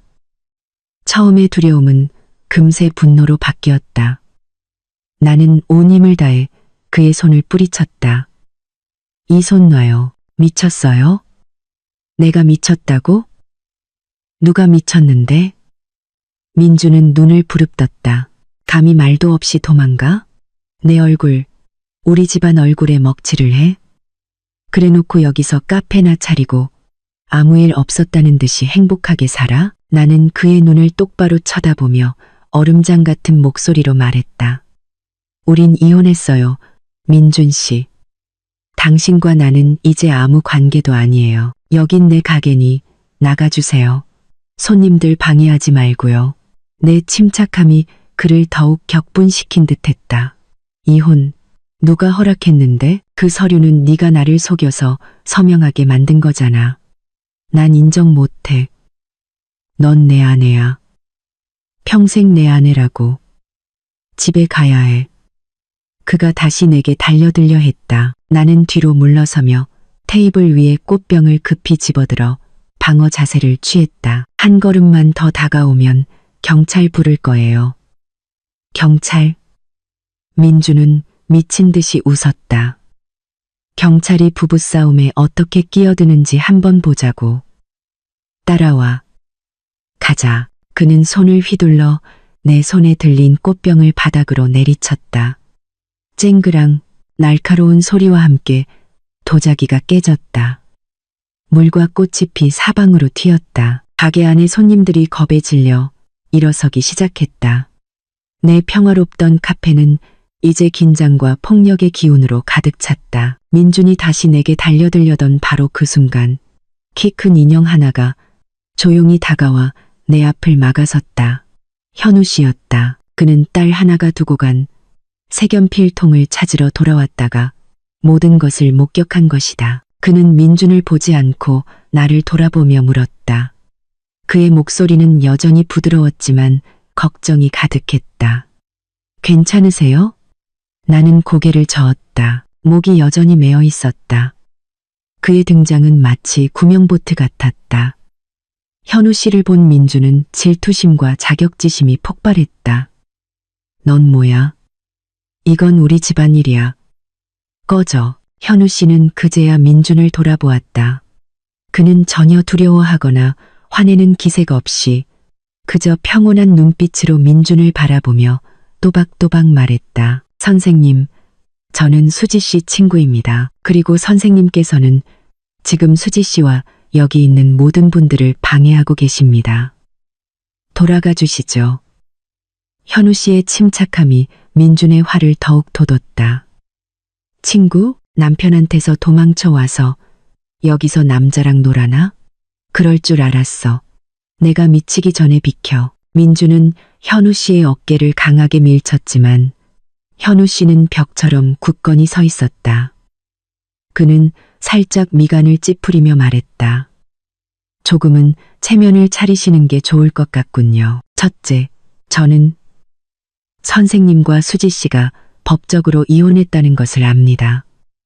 선생님은 수지 씨를 아내라고 부를 권리도 이렇게 폭력적으로 행동할 권리도 없습니다. 둘째, 여기는 공공장소입니다. 선생님의 소란 행위는 법적으로 처벌받을 수 있습니다. 현우 씨의 말 한마디 한마디는 차분했지만 민준의 약점을 정확히 찔렀다. 그는 잠시 멈칫했다. 아마 낯선 사람이 자신의 사정을 잘 알고 있다는 사실에 놀랐을 것이다. 그는 나를 보고 다시 현우 씨를 보았다. 눈에서 불꽃이 튀었다. 네가 뭘 믿고 그따위 소리를 해? 저는 아무것도 믿지 않습니다. 현우 씨가 대답했다. 저는 그저 상식을 믿을 뿐입니다. 수지 씨는 자신의 삶을 살고 있습니다. 누구에게도 피해를 주지 않았습니다. 여기서 문제를 일으키는 사람은 선생님입니다. 현우 씨의 존재와 주변 손님들의 비난 섞인 시선은 민준을 궁지로 몰아넣었다. 그는 더 이상 난동을 부릴 수 없었다. 낯선 남자에게 여러 사람 앞에서 훈계를 듣자 민준의 자존심은 심하게 상처받았다. 그는 이를 갈며 나와 현우 씨를 손가락질했다. 좋아. 너희들이 얼마나 잘 사나 한번 보자고. 수지, 넌 후회하게 될 거야. 그 말을 남기고 민준은 분한 듯 돌아서서 쿵쿵거리며 가게를 나갔다. 뒤에는 아수라장과 무거운 침묵만이 남았다. 나는 그의 뒷모습을 보며 온몸을 떨었다. 두려움과 분노 때문이었다. 현우 씨가 돌아보며 내 어깨에 가만히 손을 얹었다. 이제 괜찮아요. 제가 여기 있어요. 그 단순한 한마디가 이상하게도 내 마음을 안심시켰다. 민준이 떠난 후 카페는 이상할 정도로 조용해졌다. 남아있던 몇몇 손님도 서둘러 계산을 하고 떠났다. 아마도 골치 아픈 일에 엮이고 싶지 않았을 것이다. 곧 카페에는 나와 현우 씨만 남았다. 아드레날린이 가라앉아 다리에 힘이 풀리는 것을 느꼈다. 나는 의자에 주저앉았다.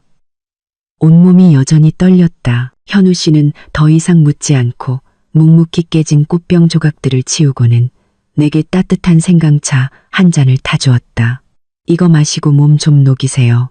나는 찻잔을 들었다. 따뜻한 온기가 손바닥으로 퍼졌지만 마음속의 냉기는 가시지 않았다. 고맙고 미안해요. 폐를 끼쳤네요. 현우 씨는 맞은편에 앉아 고개를 저었다. 사과할 필요 없어요. 사과해야 할 사람은 그 남자죠. 그는 잠시 말을 멈추더니 이었다. 말하고 싶지 않으면 묻지 않을게요. 하지만 들어줄 사람이 필요하다면 전 항상 여기 있을게요. 그의 진심과 존중심에 나는 감동했다. 나는 내 앞에 선량한 남자를 바라보며 처음으로 내 이야기를 털어놓고 싶어졌다. 나는 그에게 모든 것을 말하지는 않았지만 그가 이해할 수 있을 만큼은 이야기했다. 배신과 이혼 서류, 그리고 새로운 삶을 찾아 이곳으로 도망쳐온 이유에 대해 현우 씨는 아무런 판단 없이 조용히 들어주었다. 내 이야기가 끝났을 때 그는 단 한마디를 했다. 정말 강한 분이시네요. 눈물이 다시 왈칵 쏟아졌다. 하지만 이제 그가 저를 찾았어요. 어떻게 해야 할지 모르겠어요. 아마 또다시 도망쳐야 할지도 몰라요. 아니요. 현우 씨가 갑자기 단호한 목소리로 말했다. 처음 도망친 것은 지옥에서 벗어나기 위해서였죠. 하지만 지금 수지 씨는 자신의 집에 있는 거예요. 누구도 수지 씨를 여기서 쫓아낼 권리는 없어요. 더 이상 도망칠 필요 없어요. 그의 말은 마치 전류처럼 내 등줄기를 타고 흘렀다. 그래. 내가 왜 도망쳐야 하지? 이곳은 내가 힘들게 일군 내 삶이고 평화를 찾은 곳이야. 민준이 이렇게 쉽게 파괴하게 둘 수는 없어. 나는 눈물을 닦고 현우 씨를 보았다. 눈빛이 한결 단호해졌다. 맞아요. 더 이상 도망치지 않을 거예요. 하지만 이곳을 제 자신을 지켜야 해요. 제가 돕겠습니다. 현우 씨가 망설임 없이 대답했다. 우리는 함께 앉아 앞으로 해야 할 일에 대해 의논했다. 첫 번째이자 가장 중요한 일은 카페와 내 집의 보안을 강화하는 것이었다. 카메라를 설치하는 게 좋겠어요. 현우 씨가 제안했다. 카페 안과 마당에 모두요. 적어도 그가 함부로 행동하지 못하게 할 거고 무슨 일이 생기면 증거도 확보할 수 있으니까요. 나는 즉시 동의했다. 아주 합리적인 생각이었다.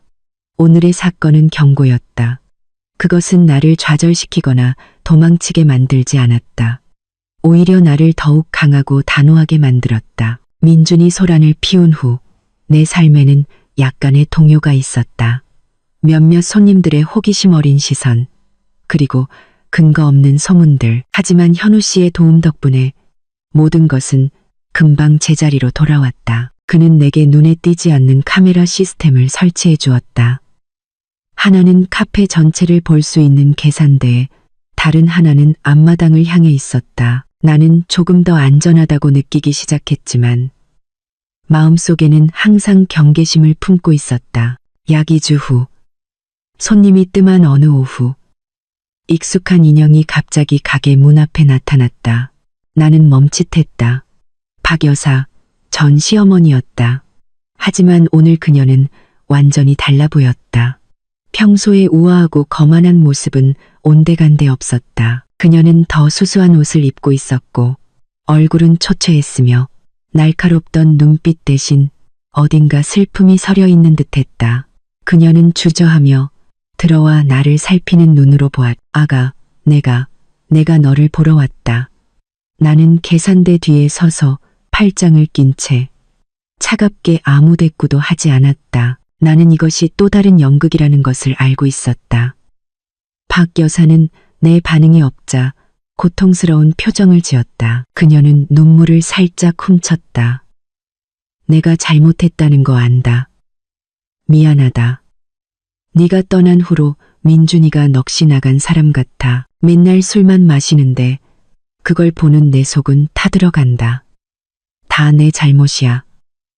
내가 걔를 잘못 가르쳤어. 그녀의 연기는 너무나 실감나서 그녀와 그녀의 아들이 내게 안겨준 상처가 아니었다면 거의 믿을 뻔했다.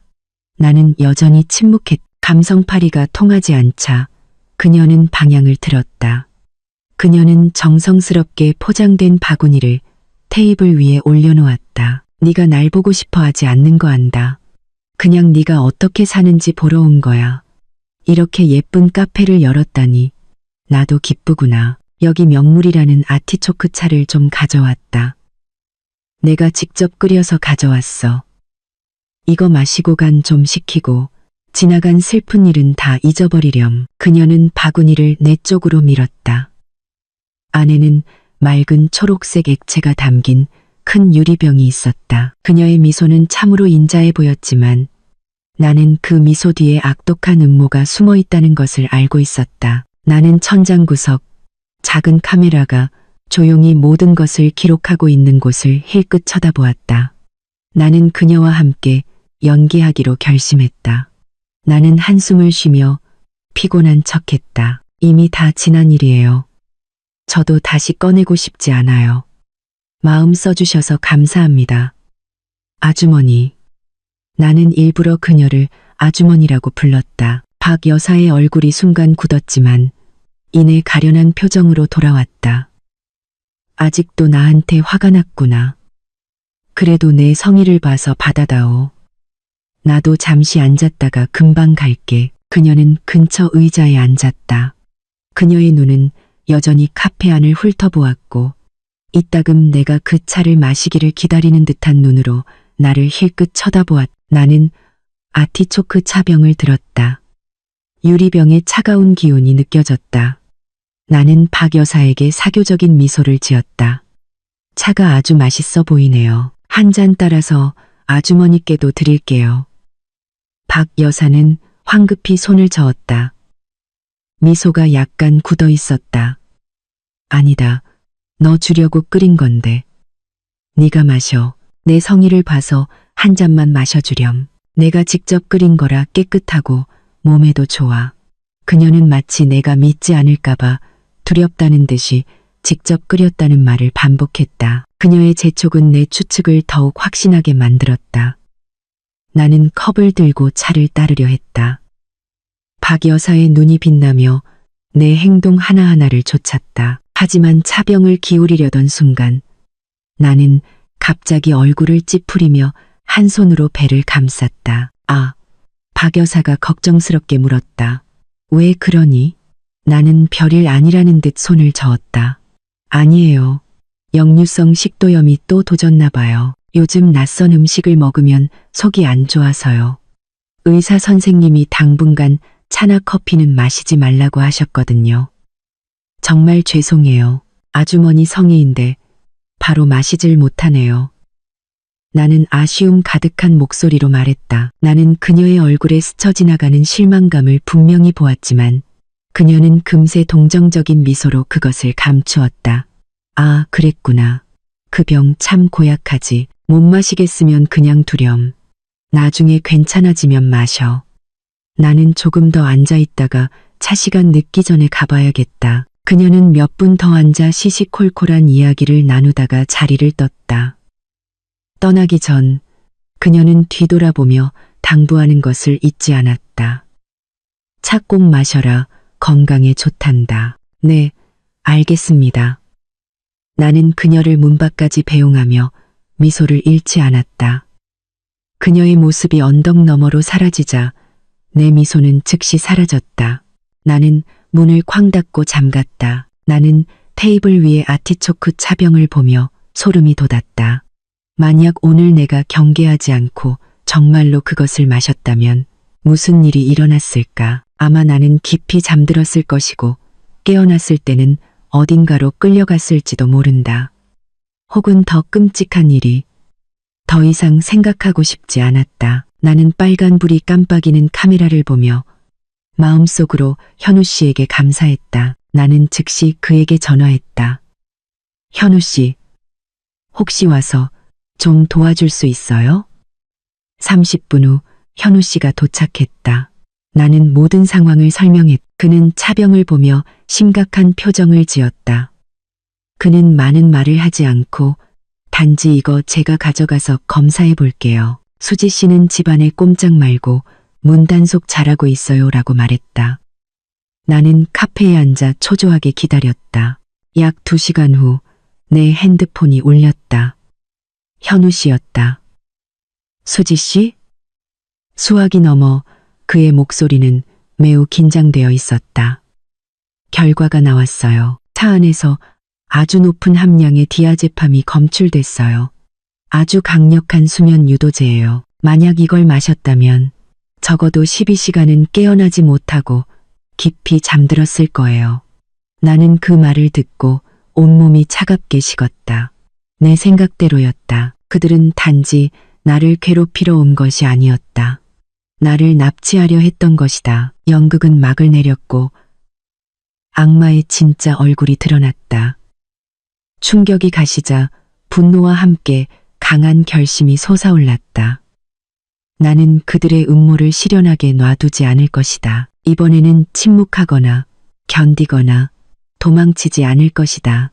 나는 법의 힘으로 그들을 심판할 것이다. 다음 날 아침 나는 현우 씨와 함께 시내에 있는 작은 법률 사무소로 갔다. 그곳은 현우 씨의 친구가 운영하는 젊지만 유능하고 사명감 있는 변호사의 사무실이었다. 나는 그와 마주 앉아 민준이 소란을 피웠을 때부터 어제 박 여사의 독극물 음모까지 모든 이야기를 침착하게 설명했다. 그리고 나는 USB 하나, 검사 결과지 한 장, 그리고 이혼 증명서를 테이블 위에 올려놓았다. 이 USB에는 전 시어머니가 가게에 와서 차병을 건네며 끈질기게 마시라고 권하는 모든 장면이 담긴 카메라 영상이 들어있습니다.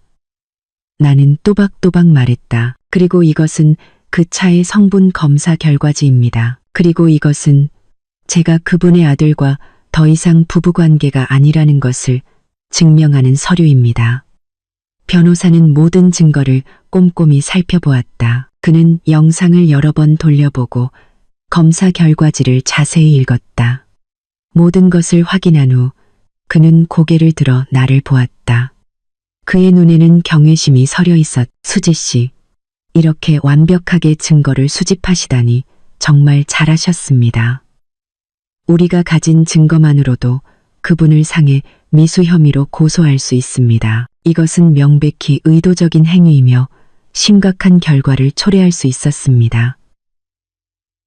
옆에 앉아있던 현우 씨가 내 손을 잡으며 힘을 실어주었다. 우리는 이 모든 일이 완전히 해결되기를 바랍니다.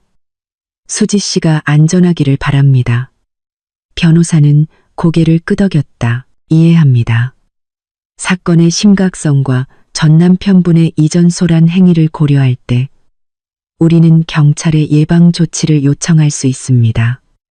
구체적으로 긴급 접근 금지 명령입니다. 그들은 일정 거리 이내로 수지 씨와 카페에 접근할 수 없게 될 겁니다. 그 말을 듣고서야 나는 조금 안도감을 느꼈다. 그것이야말로 지금 내게 가장 필요한 것이었다. 합법적인 보호막. 그럼 이제 저희가 어떻게 해야 하죠? 내가 물었다. 지금 바로 이 모든 증거를 첨부하여 범죄 신고서를 작성하고 춘천 경찰서에 제출하겠습니다. 이렇게 명백한 증거가 있으니 경찰이 신속하게 수사에 착수할 것이라고 믿습니다. 그날 오후 나는 변호사와 함께 경찰서로 들어갔다. 나는 떨거나 울지 않고 모든 상황을 명확하게 진술했다. 나는 나 자신의 정의를 되찾으러 온 것이었다. 경찰서를 나올 때 이미 해가 저물고 있었. 주황빛 노을이 하늘가를 물들이고 있었다. 나는 춘천의 맑은 공기를 깊이 들이마셨. 오랜만에 처음으로 나는 내가 정말로 강해졌다고 느꼈다. 나는 더 이상 두려움에 떨며 도망치기만 하는 어린 양이 아니었다. 나는 나 자신을 지키기 위해 날카로운 가시를 세우는 고슴도치가 되는 법을 배웠다. 불과 이틀 후 법은 그 엄정함을 보여주었다. 나는 변호사에게서 전화를 받았다. 수지 씨, 방금 경찰에서 연락이 왔습니다. 박 여사님과 민준 씨를 소환 조사했다고 합니다. 접근 금지 명령도 법원에서 승인되었습니다. 그때 나는 카페에 있었다. 소식을 듣고 감격에 손발이 떨렸다. 마침내 그날이 온 것이다. 나는 경찰이 민준과 박 여사가 묵고 있던 호텔까지 찾아갔다는 소식을 들었다. 소환장과 함께 갑작스럽게 나타난 경찰은 모자를 경악하게 만들었다. 수많은 사람들의 호기심 어린 시선 속에서 호텔 로비에서 경찰에 연행된 것은 체면을 중시하는 그들에게는 작지 않은 굴욕이었을 것이다. 경찰서에서 박 여사는 처음에는 발뺌하며 단지 내 건강을 위해 차를 가져다 준 것일 뿐 악의는 없었다고 주장했. 그녀는 심지어 내가 과거의 일로 앙심을 품고 자신을 무고한다고 눈물 연기까지 했다. 하지만 경찰이 카메라 영상을 큰 화면에 틀자 그녀의 모든 변명은 무의미해졌다. 영상에는 그녀의 위선적인 표정, 달콤한 말, 그리고 의심스러운 재촉까지 모든 것이 담겨 있었다. 그리고 디아제팜 함량이 비정상적으로 높게 나온 검사 결과지가 테이블 위에 놓이자 그녀는 완전히 무너졌다. 공범인 민준도 부인할 수 없었다. 그는 고개를 숙인 채 아무 말도 하지 못했다. 마침내 그들은 모든 음모를 인정했다. 그들은 나를 납치해 서울로 데려가 민준과 재결합하도록 강요하거나 적어도 나를 통제하려 했다. 그들은 자신들이 연약하다고 생각했던 먹잇감이 이렇게 날카로운 덫을 놓을 수 있을 것이라고는 상상도 못했. 행위가 심각한 결과를 초래하지 않았기 때문에 그들은 형사 처벌은 면했다. 하지만 그들은 값비싼 교훈을 얻었다.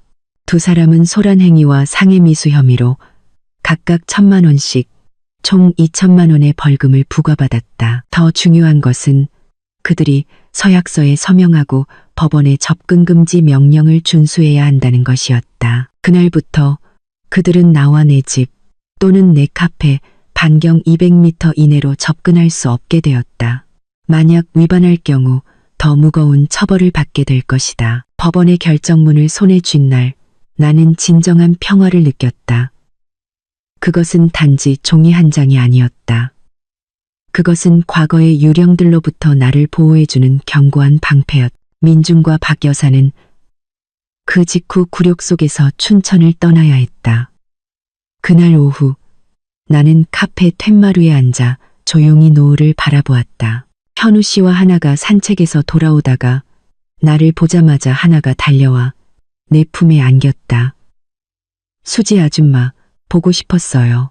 나는 아이를 품에 안고 머리를 쓰다듬었다. 현우 씨는 옆에서 다정하게 미소 지으며 그들을 바라보았다. 나는 지옥의 문이 닫히고 새로운 행복의 문이 활짝 열려 나를 맞이하고 있다는 것을 알았다. 모든 것이 끝난 후 처음으로 나는 진정으로 안전하다고 느꼈다. 민중과 박 여사가 떠난 후 춘천은 내게 본래의 평온함을 되찾아 주었다. 법적인 보호막은 내게 절대적인 안정감을 주었다. 나는 더 이상 낯선 사람이 가게에 들어올 때마다 불안에 떨지 않아도 되었고, 밤이 될 때마다 깜짝 놀라지 않아도 되었다. 내 삶은 점차 부드럽고 평화로운 궤도로 돌아왔다. 나와 현우 씨의 관계도 자연스럽게 발전했다.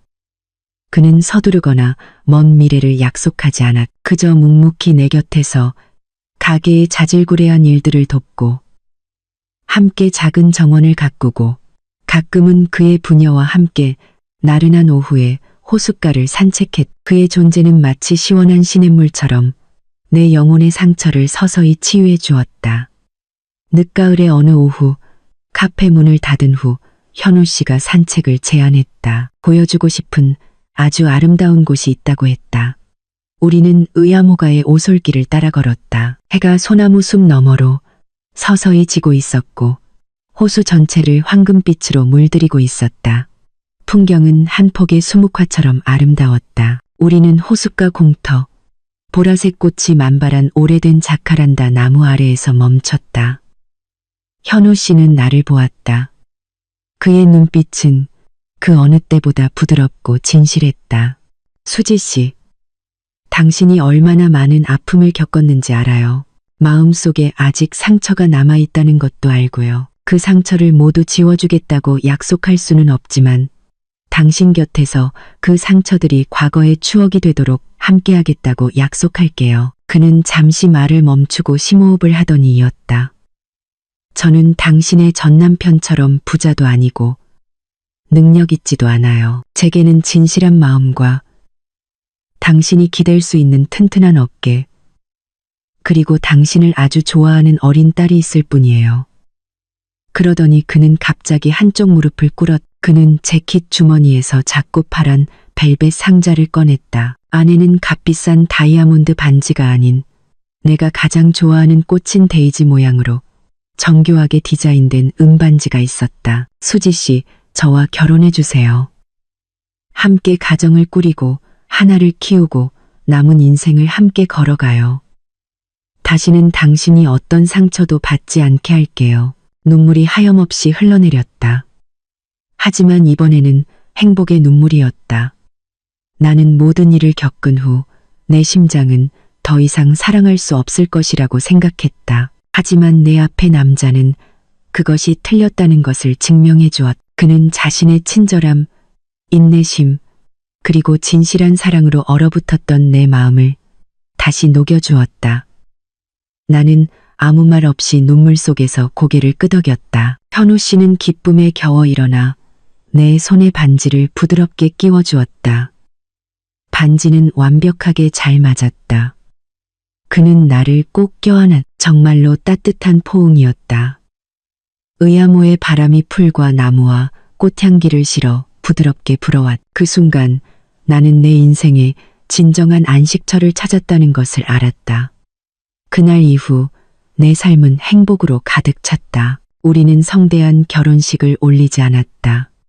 그저 안수지 카페에서 소박하고 따뜻한 파티를 열었을 뿐이다. 친한 이웃들과 옛날 대관령 고갯길에서 나를 구해준 친절한 집주인 부부가 참석했다.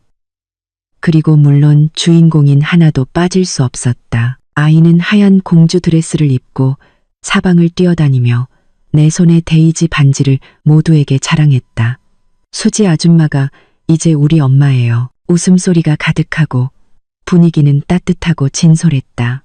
그것이 내가 원했던 모든 것이었다. 결혼 후 약 반년이 지나 내 삶이 완전히 안정되고 평온해졌을 때 나는 뜻밖에도 서울에 사는 옛 친구에게서 전화를 받았. 그녀는 내가 여전히 연락을 유지하는 몇 안 되는 친구 중 한 명으로 나의 지옥 같았던 결혼 생활을 지켜본 사람이었다.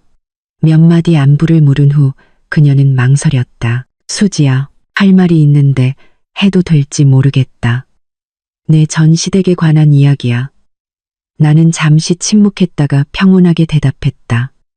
괜찮아. 말해봐. 수화기 넘어 친구의 목소리는 약간 미안해하는 듯했다. 민준 씨 회사 부도 났어. 춘천에서의 그 추문 이후로 신용도가 바닥을 쳤대. 큰 거래처들이 계약을 다 취소했고 게다가 그 사람이 계속 술에 빠져서 일은 안 하니 망하는 건 시간 문제였지. 나는 그 말을 듣고도 마음에 아무런 동요가 없었다. 그가 저지른 짓에 대한 당연한 결과였다. 친구는 계속했다. 그리고 박 여사님. 그분은 벌금 물고 동네에서 망신당한 후에 창피해서 누구 얼굴도 못 본대. 아들 빚 갚으려고 큰 빌라를 팔고 지금은 두 모자가 외곽의 작은 아파트로 이사해서 산다고 하더라. 지금은 완전히 무너지셔서 10년은 늙어 보인대. 인과응보는 정말로 누구도 피해가지 않았다. 그들의 오만함, 타인에 대한 경멸, 그리고 악독한 음모는 결국 그들 자신에게 돌아왔다. 그럼 유나는? 나는 무심코 물었다. 아, 걔? 친구가 비웃었다. 민준 씨 망하니까 그 지훈 씨라는 사람도 바로 관계를 끊었대. 듣자 하니 그 사람 아내가 그 일을 알고 난리를 쳤다더라. 지금은 혼자 애 키우면서 힘들게 산대. 옷가게에서 일하면서 겨우 먹고 산다고 하더라. 나는 잠시 멍해졌다. 거짓과 계산으로 가득 찼던 한편의 연극. 결국 모든 배우가 비참한 결말을 맞이했다.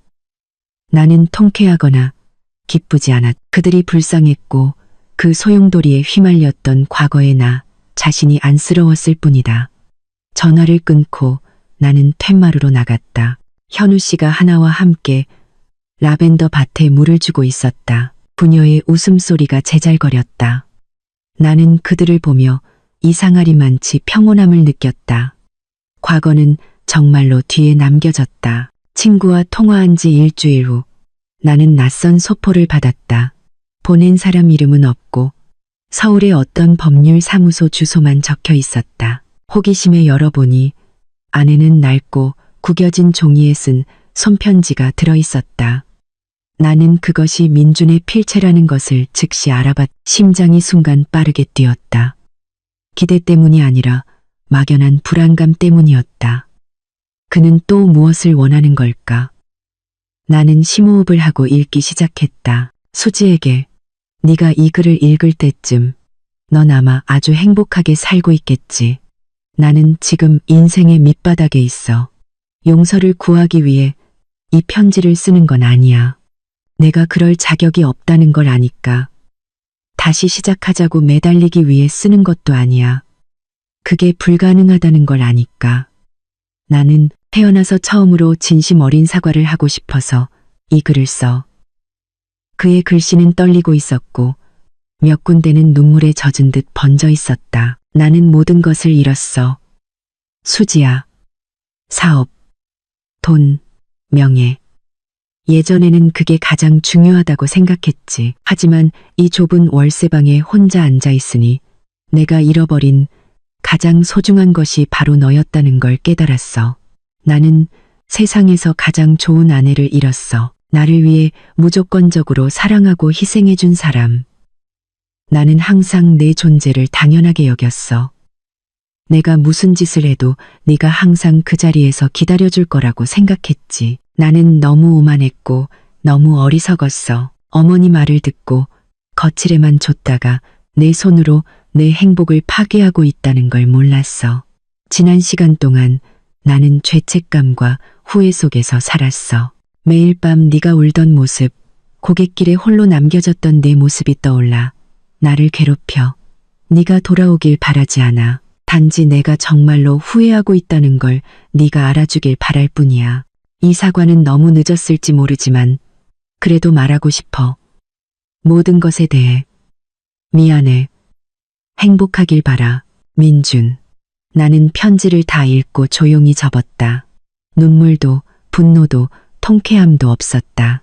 마음이 이상하게 평온했. 아마 사람이 고통의 끝을 경험하고 나면 증오도 사라지는 모양이다. 나는 현우 씨가 하나에게 그림을 가르쳐 주고 있는 마당으로 나갔다. 나는 정원의 마른 나무잎을 태우는 데 쓰는 낡은 화덕으로 다가갔다. 나는 편지를 불길 속으로 던졌다. 불길이 타오르며 순식간에 종이를 삼켜버렸다. 현우 씨가 다가와 내 손을 살며시 잡았다. 무슨 일 있어요? 나는 고개를 저으며 그를 보고 미소 지었다. 아무것도 아니에요. 그냥 과거의 마지막 죄를 태워버린 것뿐이에요. 나는 민준을 용서했다. 그가 용서받을 자격이 있어서가 아니라 내가 평화를 누릴 자격이 있기 때문이었다. 이 용서는 그에게 기회를 주기 위한 것이 아니라 나 자신에게 완전한 해방을 주기 위한 것이었다. 이 순간부터 과거는 정말로 내게 아무런 빚도 지지 않게 되었다. 어느 화창한 일요일 아침, 황금빛 햇살이 툇마루 앞 데이지 덤불 위에서 춤을 추고 있었다. 맑은 공기는 흙과 소나무, 그리고 내가 방금 내린 따뜻한 커피 향을 실어왔다. 나는 나무 그네에 앉아 책을 들고 있었지만 눈은 앞의 광경에서 뗄 수 없었. 현우 씨가 하나를 등에 업고 작은 정원에서 술래잡기를 하고 있었다. 아이의 맑은 웃음소리와 그의 다정한 웃음소리가 어우러져 내가 들어본 가장 행복하고 소박한 음악을 만들어냈다. 하나는 내가 보는 것을 발견하고는 아빠 등에서 내려와 총총 달려와 내 품에 안겼. 수지 엄마, 현우 아빠가 너무 빨라서 못 잡겠어요. 나는 아이를 품에 안고 부드러운 머리카락에 입을 맞추었다. 그럼 이따가 엄마랑 힘을 합쳐서 현우 아빠를 잡아볼까? 네, 아이가 기쁨에 겨워 소리쳤다. 현우 씨가 다가와 내 옆에 앉으며 자연스럽게 내 어깨에 팔을 둘렀다. 두 모녀가 또 무슨 작당을 하고 있어요? 나는 그의 어깨에 머리를 기대며 비밀스럽게 미소 지었다. 우리는 그렇게 앉아 조용히 정원을 멀리 반짝이는 의아모를 바라보았다. 화려한 말도 영원한 맹세도 필요 없었다. 행복은 때로 사랑하는 사람들과 함께 이렇게 평화로운 공간에 있는 것만으로도 충분했다. 나는 문득 인생이 넓은 바다와 같다는 것을 깨달았다. 때로는 잔잔하고 막지만 때로는 폭풍우가 몰아치고 거대한 파도가 울부짖는다. 나는 한때 배신과 거짓이라는 파도에 휩쓸려 다시는 떠오르지 못할 것 같았다. 하지만 나는 스스로 헤엄쳐 나왔고 그곳에서 나만의 등대를 찾았. 그 등대는 바로 현우 씨와 하나, 그리고 이 집과 평화로운 삶이었다. 그들은 내게 비온 뒤에 땅이 굳는다는 것을 보여주었고 진실한 사랑과 친절이 항상 존재한다는 것을 믿게 해주었다. 나는 모든 폭풍우를 함께 헤쳐나가고 세상의 모든 아름다운 바다를 함께 바라볼 수 있는 남자를 찾았다. 나는 눈을 감고 깊이 숨을 들이마셨. 커피향, 꽃향기, 그리고 행복의 냄새. 나는 정말로 다시 태어났다. 그 어느 때보다 강하고 평온하게.